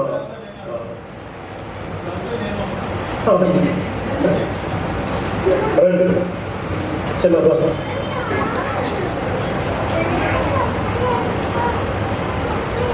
మరి మీరు ఈ ప్రోగ్రామ్ ను కండక్ట్ చేయడం నాకు చాలా బాగా నచ్చింది. ఏంటంటే ఆంటీ గారు ఇచ్చిన మెసేజ్ చాలా బాగుంది. అలాగే మీరు చెప్పే మెసేజ్ అది రైట్ ఆర్ రాంగ్ చెప్పే అన్నది కూడా చాలా థ్యాంక్స్ ని నేను చెప్పుకుంటున్నాను. ఎందుకంటే మేము నెక్స్ట్ వీక్ నుండి కూడా మేము అలాగే పాటిస్తాము. ఇప్పుడు నేను చెప్పేది కరెక్ట్ గా లేదు, అన్నయ్య దాన్ని రైట్ చేశాడు కాబట్టి నేను నెక్స్ట్ వీక్ నుండి దాన్ని పాటిస్తాను. అలాగే అన్నయ్య క్విజ్ పెట్టిన అన్నయ్యకి కూడా నేను థ్యాంక్స్ చెప్తున్నాను. అన్నయ్య కూడా మరి మేము కరెక్ట్ గా వింటున్నామో లేదో అని కూడా తెలుసుకుని మాకు ఒక క్విజ్ ని కండక్ట్ చేశారు. అలాగే మాకు జడ్జెస్ కూడా మంచిగా జడ్జ్మెంట్ ను చేశారు. అలాగే ఈ మీటింగ్ ని కండక్ట్ చేసిన అన్నయ్య కూడా నా థ్యాంక్స్ తెలుపుకుంటున్నాను. Thank you. స్నాక్స్ ఇచ్చినందుకు స్నాక్స్ ని ప్రొవైడ్ చేసిన వారికి కూడా నా కృతజ్ఞతలు తెలియజేసుకుంటున్నాను. Thank you one and all. Thank you. మరి చాలా చక్కగా మాట్లాడింది. మరి ఫీడ్బ్యాక్ ఇవ్వాలి. నేను కూడా ఇందులో ఒక ఆర్గ్యుమెంట్ కాబట్టి నాకు బాధ్యత ఉంది, నాకు ఇవ్వాలనిపిస్తుంది. మరి సొంత ఖర్చులతో ఆయన చేస్తున్న సేవను చూస్తుంటే నేను ఎంతకాలం ఎంత నిర్లక్ష్యం చేశానా అనేటువంటి ఒక బాధ ఉంది. కాబట్టి ముందుగా ఆయన అభినందిస్తున్నాను. ఒక్కడే చేసుకుంటూ ఉంటాడు. మరి ఆయనకి మనం ఫీడ్బ్యాక్ అంటే ఒకరిద్దరు కాదు, అందరూ మనస్ఫూర్తిగా ఒక సెకండ్ ఇచ్చినా ఆయనకి సంతోషకరమైన విషయమే. Very good. నేను ఇందాక చక్కరగా నేను మాట్లాడిన మాటలు ఒకవేళ హార్ష్గా బాధాకరంగా ఉన్నట్లయితే క్షమించండి. ఎందుకంటే నాకు ఒక సండే స్కూల్ టీచర్గా నాకు బాగా అలవాటైంది. నేను సండే స్కూల్ టీచర్గా ఉండడం వల్ల పిల్లల్ని సరిదిద్దడంలో నాకు అది అలవాటు అయిపోయింది. ఇంకొకటి ఏంటంటే మెసేజ్ మనం ఇచ్చేటప్పుడు యేసుక్రీస్తు ప్రభు వారు నీళ్ళను ద్రాక్షరసంగా మార్చాడు. ఇది ఎప్పుడు మనం వింటున్నామంటే 6 రాత్రి బాణం కంటే నీళ్ళు పోయమన్నాడు, తీసిన తర్వాత ముందు ద్రాక్షరసం కన్నా తీయగా ఉంది. ఇది మనం సంఘంలో కానీ ఎక్కడైనా వాక్యం చెప్పేటప్పుడు ఇలాగే చెప్పుకుంటూ పోతూ ఉంటే కూర్చున్న వాళ్ళకి తెలియని విషయమే ఇదేమన్నా తెలిసిన విషయమేగా. మరి అందులో కొత్తదనం ఏం కనిపిస్తుంది? మనం ఇంకా అదే పద్ధతిలో మనం వాక్యం చెప్పుకుంటూ పోతే వినేవాడు యొక్క ఆసక్తిని మనం పెంపొందిస్తున్నామా, నేర్చుకోవాలని ఆసక్తి అనేది పెరుగుతుందా? నేను అందుకనే సండే స్కూల్ పిల్లలకు చెప్పినప్పుడు ఏం చేశానంటే యేసుక్రీస్తు ప్రభువు 6 రాత్రి పానంలో పెట్టిన తర్వాత నీళ్ళు పోయండి అని చెప్పాడు కదా, నీళ్ళు పోసారు. మళ్ళీ ముంచి తీయమన్నారు, తాగమంటే తీయగా ఉన్నాయి కదా. అలా కాకుండా యేసుక్రీస్తు ప్రభువు 6 రాత్రి పానంలో పెట్టిన తర్వాత నీటితో నిండిపోను కాక అంటే నిండిపోతాయిగా, నీటితో నిండిపోను కాక అంటే నిండిపోతుంది. తర్వాత ఈ నీళ్ళు ద్రాక్షరసం అయిపోగాక అంటే అయిపోతుంది కదా. మరి ఈ 2 ప్రాసెస్ ఎందుకు వాడలేదు ఆయన? పోనా నీళ్ళు వద్దు, డైరెక్ట్గా రాతి బాణంలో ద్రాక్షరసంతో నిండిపోతుంటే అది కూడా జరుగుతుందిగా, ఆయన చేతిలో ఉన్న పనే కదా. మరి ఎందుకు చేయలేదు? ఇటువంటి క్వశ్చన్ మనం కూర్చున్నటువంటి వ్యక్తులకి ఇసురుతూ ఉంటే కాన్సన్ట్రేషన్ మన మీదకి వస్తుంది. అవును కదా, నిజమే కదా. మరి సాతాను ఆదిలో అవ్వముతో మాట్లాడే విధానం ఇదే. సాతాను విధానాన్ని మనం వాడాలి. అక్కడ సాతాను కాదక్కడ పాము వలె వివేకం కలిగి ఉండాలంటాడు దేవుడు. వివేకంతో మనం వాక్యం చెప్పాలి. అది తర్వాత చనిపోయినటువంటి లాజరు శవం బాడీ 4 రోజులు అయిపోయింది. అక్కడికి వెళ్ళారు యేసుక్రీస్తు ప్రభు వారు. ఎవరైనా రాతిబాణాన్ని తొలగించండి అని చెప్పాడు. చాలా మంది తొలగించడం జరిగింది. తొలగించే వారిలో అసంతృప్తితో ఉండొచ్చు, అనుమానంతో కూడా తొలగించిన వారు ఉండొచ్చు. అది పక్కన పెడదాం. ఎందుకంటే మనం అందరూ చెప్పే వాక్యం కాకుండా కొత్తగా ఆలోచించి వాక్యం చెప్దాం, అందులో మర్మాన్ని వెతుకుదాం. ఎందుకు రాయిని తొలగించడానికి మనుషులు వాడాడు దేవుడు? ఎందుకు రాతి బాణంలో ద్రాక్షారసం నింపడానికి మనుషులు వాడాడు దేవుడు? మీరు చేయవలసిన పని మీరు చేయండి, నేను చేయవలసిన పని నేను చేస్తాను. మీరు చేయవలసిన పని రాయిని తొలగించడం, నీళ్ళు పోయడమే. దాన్ని ద్రాక్షారసంగా మార్చే బాధ్యత నాది. పోనీ ఆయన చేసే పని మనం చేయగలమా? చేయలేం కదా, నీళ్ళు ద్రాక్షారసంగా మార్చడం. కానీ ఆయన మనం చేసే పని ఆయన చేసేస్తాడు. 6 రాత్రి పాలన వేసి నీళ్ళు పోసేసుకోమంటే ఒక అరగంట లేట్ అయినా మోసేసుకుంటాడుగా. కాబట్టి మనం ఏం తెలియజేస్తున్నాము అంటే యూట్యూబ్లో, గూగుల్లో చాలా లోతైనటువంటి విషయాన్ని తెలియజేసేస్తున్నాం. ప్రతి ఒక్కరు కూడా ఒకసారి ఒక ప్రసంగికుడు నిలబడి వాక్యం చెబుతూ ఉంటే ఒక రెఫరెన్స్ చెప్పాడు. 2 రెఫరెన్స్ అక్కడ కూర్చున్నటువంటి అమ్మాయి చెప్పేస్తుంది, 3 రెఫరెన్స్ చెప్పేస్తుంది. ఏంటంటే ఈయన గూగుల్లో చూసి వాక్యం సిద్ధపడ్డాడు. ఆల్రెడీ ఆ అమ్మాయి గూగుల్లో వాక్యం చూసేసింది. ఏం చెప్పవలసిన రెఫరెన్స్ కూడా ఆ పిల్లలు చెప్పేస్తుంది. ఏం చెప్తాడు ఇంకా ఆయన? చాలా మంది చర్చికి ఎందుకు రావడం లేదు బ్రదర్ సిస్టర్ అని అడిగితే టీవీలో మంచి మంచి వాక్యాలు చెప్తున్నారు. మరి ఎంత గొప్ప మర్మాలతో అంతమంది వాక్య పరిచయం చేస్తూ ఉంటే ఇంకా కోత విస్తారంగా ఉంది, పనివారు లేరంటే మనం ఎటువంటి కోత కోయడానికి వెళ్తాం? ఎటువంటి ఆయుధాలు మన చేతిలో, ఎటువంటి కత్తి ఉండాలి? అంతకుముందు కోసిన వారు గంటకి 40 బస్తాలు కోసి పక్కన పాడేస్తుంటే మనం వెళ్ళి ఏం చేయగలుగుతున్నాం? గంటలో 50 కోయగలిగితేనే మనకు కూలి పని దొరుకుతుంది. కాబట్టి నేను ఇచ్చేటటువంటి ఫీడ్బ్యాక్ ఆయనకి ఇచ్చాను. నేను ఇంకా భావితరంలో నెక్స్ట్ వీక్ ఎవరైనా వాకింగ్ చెప్పేవారు ఉంటే మర్మాన్ని వెతకడానికి ప్రయత్నం చేయండి. మోకాల మీద దేవుణ్ణి అడగండి, యూట్యూబ్ని అడగద్దు, గూగుల్ని అడగద్దు, దేవుణ్ణి అడగండి. వాక్యాన్ని విశ్వాసంతో సిద్ధపడడానికి ప్రయత్నం చేయండి. ఇలాగా విమర్శిస్తున్నారు కదా అని చెప్పి వచ్చేవారు మనుషులు తగ్గిపోవడానికి ప్రయత్నం చేస్తే దేవుడు దాన్ని హర్షించడు. ప్రతి ఒక్కరు కూడా ఆ మంచి మెసేజ్ ఇవ్వడానికి బాగా సిద్ధపడటానికి ప్రార్థన చేద్దాం. అందరూ కూడా మంచి వక్తలుగా తయారవడానికి దేవుడు తన కృపను పరిశుద్ధాత్మ నడిపింపు మన అందరికీ దయచేయండి కాక. Thank you very much. మరి ఈ సమయంలో మరి క్వశ్చన్కి ఆన్సర్ మరి 5 క్వశ్చన్ వేయడం జరిగింది. దాంట్లో 3 క్వశ్చన్కి బ్రదర్ ప్రసాద్ గారు క్వశ్చన్కి ఆన్సర్ ఇవ్వడం జరిగింది. మరి ఈ సమయంలో బ్రదర్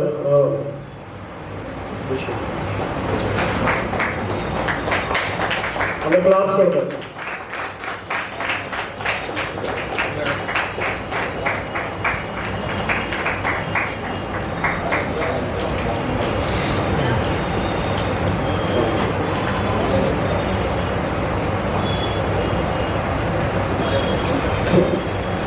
అందరికీ నా వందనాలండి. మరొక మారు ఫీడ్బ్యాక్లు మాట్లాడడానికి దేవుడు నాకు ఇచ్చిన అవకాశం బట్టి వందనాలు.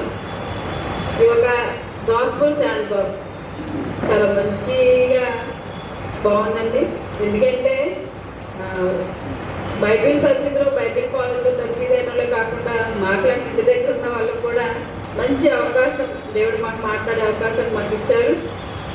అది కాకుండా విమర్శ అన్నది ఎప్పుడైతే ఉంటుందో అక్కడ చాలా డెవలప్మెంట్ అంటూ ఉంటుంది.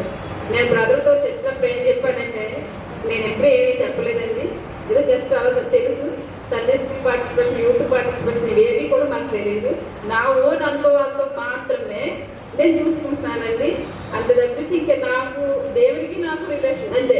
ఇంకా రెండోది నేను ఏమి తీసుకోను బ్రదర్. కాకపోతే నేను మెయిన్ అక్కడ చెప్పే టాపిక్ కూడా నాకు ఆ విమర్శ కోసమే నేను చెప్తాను, బహుమతుల కోసం నేను చెప్పను. ఎవరో అయితే బహుమతులు ఇచ్చి నువ్వు బాగా చెప్పావు, నువ్వు బాగా చేసావు అని పోగొడు, ఆ బహుమతి నాకు అవసరం లేదు. నాకు అక్కడ ఎవరైతే నన్ను విమర్శిస్తారో ఆ విమర్శించిన దాన్ని బట్టి నేను ఇంకా ముందుకెళ్ళడానికి నేను తీసుకుంటున్న కోసమే నేను ఇక్కడికి వచ్చి చెప్తాను అని నేను చెప్పడం జరిగింది బ్రదర్కి. నేను ఆ రకంగా నేను ఇక్కడ వచ్చాను, నేను చెప్పాను. అది చెప్పిన దాంట్లో లోటుపాట్లు సవరించిన బ్రదర్ అసలు ఎక్సలెంట్ అనమాట. నేను ఏ టాపిక్ మీద అయితే నేను తీసుకున్నానో, నేను ఏదైతే ఆశపడి విమర్శ కోసం నేను వచ్చానో అదే విమర్శనగా బ్రదర్ తెలియజేశారు. నాకున్న చెప్పిన మెరిట్స్ నాకు అవసరం లేదు, కానీ ఆ విమర్శ నేను కంప్లీట్గా నేను మనస్ఫూర్తిగా అంగీకరిస్తున్నాను బ్రదర్. తప్పకుండా నేను సరి చేసుకుంటాను.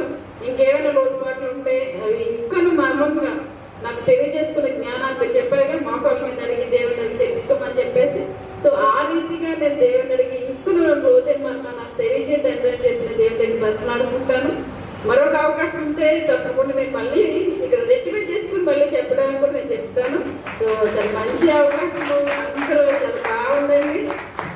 ఈ హడావిడి చూస్తే ఫస్ట్ నాకు షివరింగ్ వచ్చింది, ఎందుకంటే నేను ఎప్పుడు అక్కడ చెప్పలేదు కదా. ఇవి సండే స్కూల్ పర్మిషన్ కూడా నాకు తెలియదు. కెమెరాలు వీళ్ళందరూ అక్కడ పట్టుకుని కూర్చున్నారు. నేను పెద్ద స్పీచ్ అని కాదు, నేను ఏం చెప్పగలను తండ్రి అనేసి అనుకున్నాను. కాకపోతే దేవుడు నాకు చాలా హెల్ప్ చేశారు. చెప్పిన అక్కడ అందరూ బాగున్నారు. ఇంకా ఎటువంటి లోటుపాట్లు లేకుండా చక్కగా నెక్స్ట్ నేను ఇచ్చేటప్పుడు కూడా ఏదైతే నేను సరి చేసుకోవాలో అది సరి చేసుకుని చెప్తానండి. ఇవన్నీ కూడా నేను మంచిగా స్వీకరిస్తున్నట్టు నేను భావిస్తున్నానండి. అలాగే బ్రదర్ ఇంత చక్కగా ఎంతో చూసుకుంటూ ఎంత వేయంతో ప్రయాసంతో తర్ఫీ చేయాలని చెప్పి బ్రదర్ వచ్చిన ఆలోచన పెట్టి కూడా దేవాదేవి వందనాలు తెలియజేసుకుంటూ ఇంకా కూడా ఫ్యూచర్లో ఇంకా బాగుండాలని చెప్పి మనస్ఫూర్తిగా దేవుని ప్రార్థిస్తానండి. ఇచ్చి నీకు అవకాశాలు పెట్టి వందనాలు. మరొకసారి మీకు అర్థమైంది, ఎవరు కూడా క్వశ్చన్ చేసినప్పుడు ఏ వ్యక్తి కూడా బాధపడదు. మరొకసారి నేను తెలియజేస్తున్నాను, ఎందుకంటే ప్రతిరోజు నేర్చుకోవాలి, ప్రతిరోజు సరిదిద్దుకోవాలి. ఇదే యొక్క పాఠం. తప్పుని తప్పుగా చెప్పినప్పుడే మనం ఇంకా నేర్చుకోగలుగుతాం. అది తప్పు అని చెప్పినప్పుడు ఒకవేళ మనం మౌనంగా ఉండి ఇంకేం చేయకపోతే ఏముండదు, దాంట్లో సందేహం లేదు. 100 అబద్ధాలు ఆడి పెళ్లి చేయమన్నారు, ఆడినోడు బాగానే ఉంటాడు, పెళ్ళి అయినోడు ఏమవుతాడు, నష్టపోతాడు. కానీ అదే తప్పు అని ఆ రోజు చెప్పండి గొడవలో పోతుంది. కాబట్టి ప్రతి ఒక్కరు కూడా నేర్చుకుందాం, ప్రతి ఒక్కరు కూడా సరిదిద్దుకుందాం. ఇక మరొకసారి మీ అందరికీ కూడా మా హృదయపూర్వక వందనాలు తెలియజేస్తున్నాను. చివరిగా మరి అనౌన్స్మెంట్ మరి కిషోర్ గారు తెలియజేస్తారు. ముఖ్యంగా నాకు మంచి ఫీడ్బ్యాక్ ఇచ్చిన మీ అందరికీ కూడా వందనాలండి. అట్ ది సేమ్ టైం కొన్ని చిన్న చిన్న ప్రాబ్లమ్స్ ఉన్నాయి, ఎందుకంటే ఇదంతా డైనమిక్గా అరేంజ్ చేసామని అన్ని ఏది కూడా ఫిక్స్డ్ కాదు. సో బేసికల్గా ఒక రీచింగ్ చేసేటప్పుడు కంటే టేబుల్ ఉంటుంది. నెక్స్ట్ టైం వస్తాను ఆ టేబుల్ కూడా నేను అరేంజ్ చేస్తాను. యాక్చువల్గా ఇది దాని గురించి అనుకున్నాను, కానీ అన్ఎక్స్పెక్టెడ్గా అన్ని పెట్టేసాను. సో నెక్స్ట్ టైం ఇంకా వేరే టేబుల్ కూడా నేను అరేంజ్ చేస్తానండి. సో ఇలాగా ఈ ప్రోగ్రాము నెక్స్ట్ వేరే చర్చ్ ఇప్పటివరకు ఇంకా ఏ చర్చ్ అనుకోలేదు. సో బేసికల్గా నెక్స్ట్ మోస్ట్లీ సాటర్డే సండే పెట్టాలని ట్రై చేస్తున్నాను, ఎందుకంటే మండే చాలామందికి ఇబ్బంది పడుతున్నారు. ఎందుకంటే వస్తామంటున్నారు కానీ ఏదో ఒక ప్రాబ్లమ్స్తో కొద్దిగా అటు ఇటుగా లేట్గా వస్తున్నారు, ముందు రాలేకపోతున్నారు. సో అందుకనే నేను మోస్ట్లీ సాటర్డే లేదా సండే పెట్టాలని అనుకుంటున్నానండి. మీలో ఎంతమందికి సాటర్డే సండే వీడియో గురించి ఒకసారి చేద్దాం.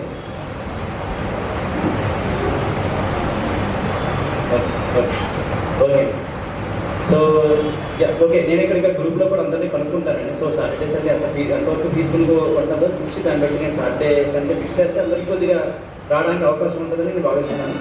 అలాగే కూడా నేను మీరు అందరూ గ్రూప్లో ఉన్నారని అనుకుంటున్నాను. మరి ఎవరైనా గ్రూప్లో లేకపోతే గ్రూప్లో యాడ్ అవ్వండి, ఎందుకంటే నెక్స్ట్ ఏ చర్చ జరుగుతుంది, ఎప్పుడు జరుగుతుంది అనేది కూడా సార్ అందరినీ కనుక్కుని దాన్ని బట్టి నేను మీకు గ్రూప్లో అనౌన్స్ చేస్తాను. సో నెక్స్ట్ వీక్ ఎవరైనా సరే నెక్స్ట్ వీక్ చెప్పాలని ఎవరైనా అనుకుంటున్నారండి, నెక్స్ట్ వీక్ నేను చెప్పాలనుకుంటున్నాను మెసేజ్ నాకు స్లాట్ ఇవ్వండి అని ఎవరైనా ఇంట్రెస్ట్ ఉంటే చేయి పైకి ఎత్తండి, లేదంటే తర్వాత చెప్పినా పర్వాలేదు. ఇప్పుడు బాగా ఇచ్చింది ఫస్ట్ చెప్పండి, మీరు కూడా చెప్తారా వెనకాల? ఓకే, నెక్స్ట్ వీక్ అయితే పేరేంటమ్మా? గ్రేస్ టెస్ట్ పర్లేదు నెక్స్ట్ ఆ పై వచ్చి మీకు చెప్తే ఉంటుంది అయితే ఎవరైనా ఎందుకు ఎవరు వచ్చేసారు చెయ్యి okay okay okay I will keep in touch with you brother don't worry. So అలాగే ముందు చెప్పినట్టుగా ఎవరైనా సరే ప్రైమరీ ఎగ్జిక్యూటివ్ పర్సన్ కింద ఈ ప్రోగ్రామ్ని ఇలాగే కండక్ట్ చేయడానికి అంటే ఇప్పుడు నెక్స్ట్ ఫ్యూచర్లో ఎవరైనా సరే ఇలాగా కండక్ట్ చేయడానికి ఎవరైనా ఇంట్రెస్ట్ ఉంటే కనుక చెప్పండి తప్పకుండా. అలాగే ఇప్పుడు ఇక్కడ ఈ ప్రోగ్రాంలో ప్రతిదీ కూడా ఒక రోల్ ఉందండి. ఒక ఇవాల్యూషన్ రోల్స్ ఉన్నాయి, మెంటరింగ్ రోల్స్ ఉన్నాయి, ఫీడ్బ్యాక్ రోల్స్ ఉన్నాయి, ప్రతి దానికి కూడా రోల్స్ ఉన్నాయి. ప్రతిదీ కూడా ఒక టాస్కే, ప్రతిదీ కూడా ఒక కొత్త విషయం నేర్చుకునే అవకాశం అనమాట.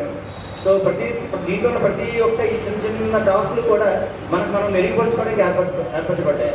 సో దయచేసి అందరూ కూడా కొద్దిగా టైం ఎక్కువైందని అనుకోకుండా దయచేసి లేట్ అయిన అందరూ క్షమించండి.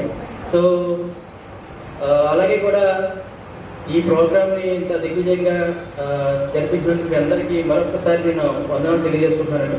సో ముఖ్యంగా అందరికీ ఇంకా టైం లేదు కాబట్టి పేరుపోయిన అందరూ చెప్పడానికి ఇంకా లేట్ అయిపోతుంది కాబట్టి ఇంకా అందరికీ ఒకేసారి మీ అందరికి గురి వచ్చిన అందరికీ ఇక్కడ అరేంజ్లో పాల్గొన్న బ్రదర్స్ అందరికీ ముఖ్యంగా నా ప్రోగ్రామ్ ఇప్పుడు కూడా స్టార్టింగ్ చిన్నపిల్లలకు స్టార్ట్ అవుతూ ఉంటుంది. బ్రదర్ మన చంద్రాని ప్లస్ బ్రదర్ మీ పేరేంటండి?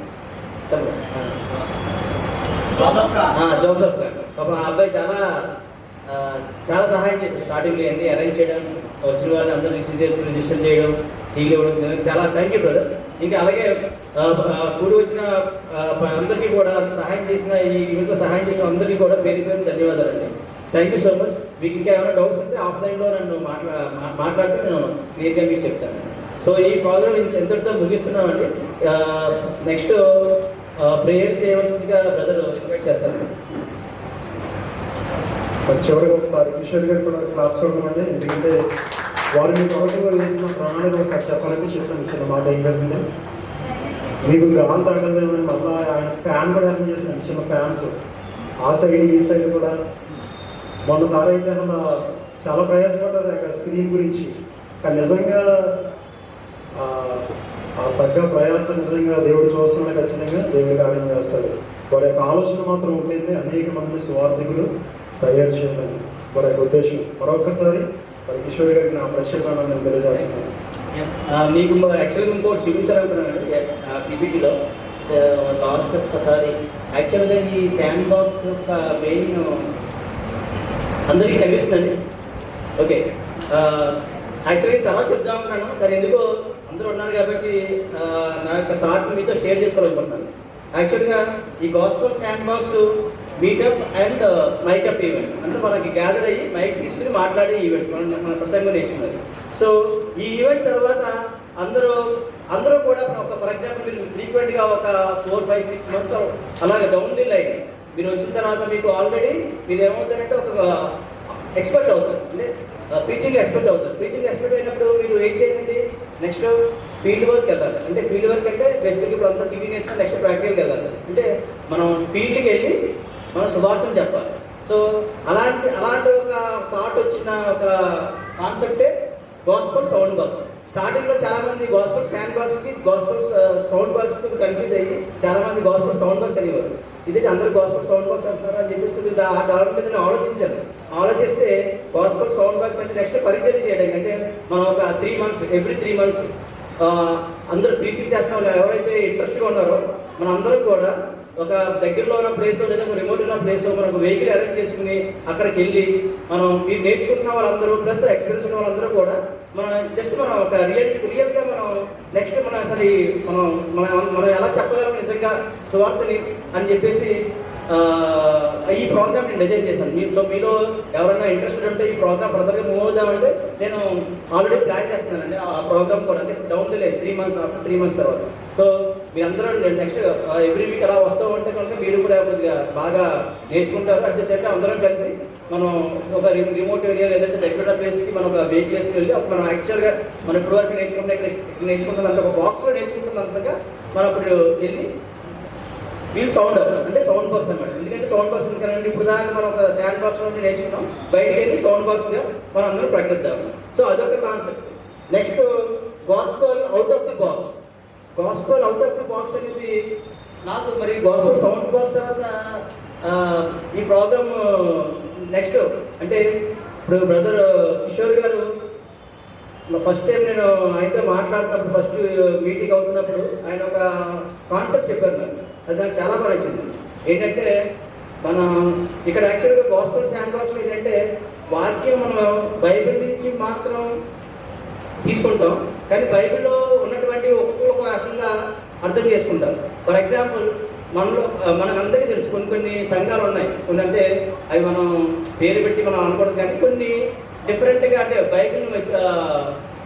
బైబిల్ యొక్క వాక్యాన్ని దాన్ని ట్విస్ట్ చేసి వాళ్ళకు అనుగుణమైనట్టు కొన్ని ఉంటాయన్నమాట.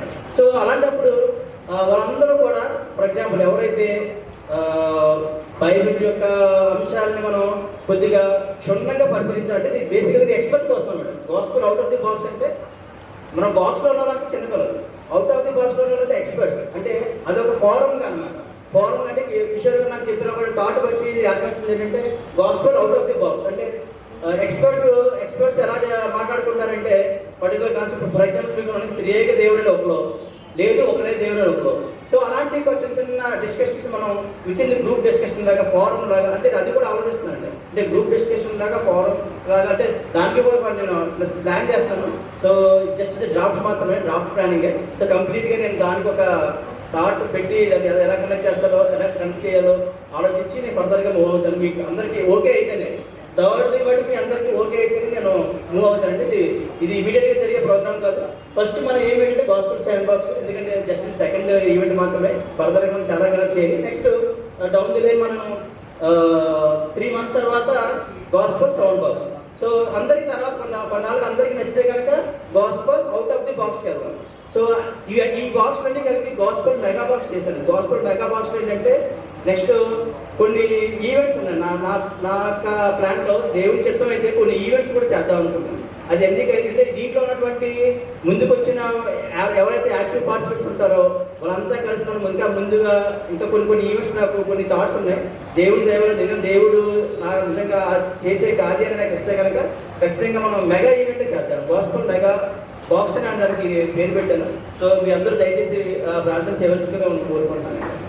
ఇప్పుడు వచ్చిన అందరికీ కూడా ధన్యవాదాలు. ముగింపు ప్రార్థన చేస్తారు. ప్రార్థన చేసుకుందాం. పరిశుద్ధుడైన తండ్రి, ప్రేమ కలిగిన మా ప్రియ ప్రభువా, మహోన్నతుడా, శాశ్వతమైన ప్రేమతో గురువంగా మైడలా కృప చూపుచున్నవాడా, మీకు వందనాలు, స్తోత్రాలు, స్తుతులు చెల్లిస్తూ ఉన్నాను ప్రభువా.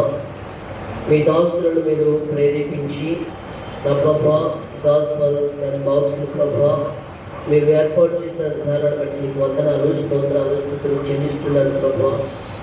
ఈ తరములో నాయన ప్రజలకు ఏమి కావాలో ప్రభా, నీ బిడ్డలను ప్రభా మీరు వాడుకుంటున్నందుకు మీకు స్తోత్రాలు చెల్లిస్తున్నాను ప్రభా. ప్రస్తుత కాలంలో ప్రభా సువార్త అందని ప్రాంతాలకు సువార్త ప్రకటించడానికి ప్రభా అనేకులను మీరు సిద్ధపరుస్తూ ఉన్నందుకు మీకు స్తోత్రాలు చెల్లిస్తున్నాను ప్రభా. కోత విస్తారముగా ఉన్నది, పనివారిని పంపుటకు తండ్రిని వేడుకోండి అని చెప్పి నాయన ప్రభా మత్తయి సువార్త 9వ అధ్యాయంలో నాయన ప్రభా నువ్వు ఆలోచన తండ్రి. నిజమే నాయన, గత కాలంలో కరోనా టైంలో అందులో దైవజనులు ప్రభా కాలగర్భంలో నాయన ప్రభా తప్పించిపోయారు ప్రభా. పనివారు అవసరమై ఉన్నది ప్రభా. ఇదిగో మా బిడ్డలను అనేక మందిని ప్రభా మీరు సిద్ధపరచండి ప్రభా. వారికి చక్కని నాయన వేదికలు ప్రభా ఈ శాండ్ బాక్స్ బట్టి మీకు వందనాలు, స్తోత్రాలు చెల్లిస్తున్నారు ప్రభా.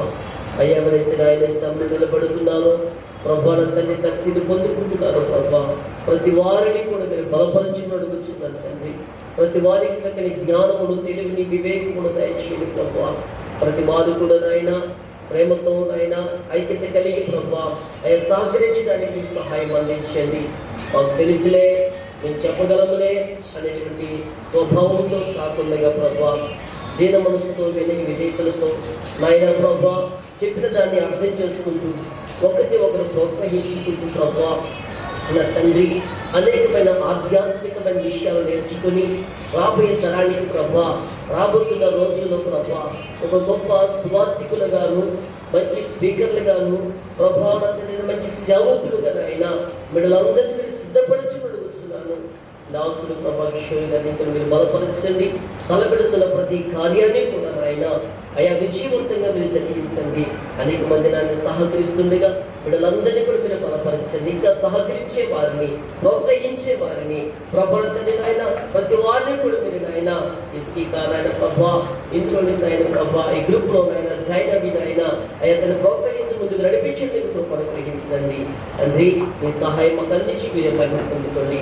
ఈ సమయంలో ప్రభా ఈ కార్యక్రమాన్ని ముగించుకొని ఎవరి గృహాలకు వారు పెడుతుండగా క్షమంగా వారి గృహానికి చేర్చమని మరొక వారం మిమ్మల్ని కలుసుకొచ్చు ఉండగా అనేక మంది నూతన వ్యక్తులను కూడా ఈ స్థలానికి మీరు నడిపించి మీరే మహిమ పొందుకోమని ఇంతవరకు నాయన పార్టిసిపేట్ చేసిన బిడ్డలందరినీ కూడా మీరు ఆశీర్వదించి మీరు గుర్తుపరచమని నా ప్రభువును మీ కుమారుడు అయిన యేసు నామములోనే స్తుతించి స్తోత్రాలు చెల్లించి ప్రార్థిస్తున్నాడు తండ్రి. ఆమేన్. మన తండ్రి అయిన దేవుని ప్రేమ, ఆయన కుమారుడైన యేసుక్రీస్తు ప్రభుల వారి కృప, పరిశుద్ధాత్మ యొక్క సన్నిధి సహవాసము, దీవెనాదరణ ఆశీర్వాదము ఇప్పుడు ఆయన రాకడ పర్యంతరము మీకు మీ కుటుంబాలకు మీరు తరబడుతున్న కార్యక్రమాలకు సదాకాలము తోడే నడిపించునుగా. ఆమేన్. అందరికీ వందనాలు. వచ్చేవారు ఖచ్చితంగా సమయానికి రండి, సమయానికి ముగించుకుందాం. ఆలస్యం చేయండి. ఆలస్యం అందరినీ ఏమనుకోవద్దండి. వచ్చేవారు ఖచ్చితంగా త్వరగా సమయానికి ప్రారంభం, సమయానికి ముగింపు కూడా జరుగుతుంది.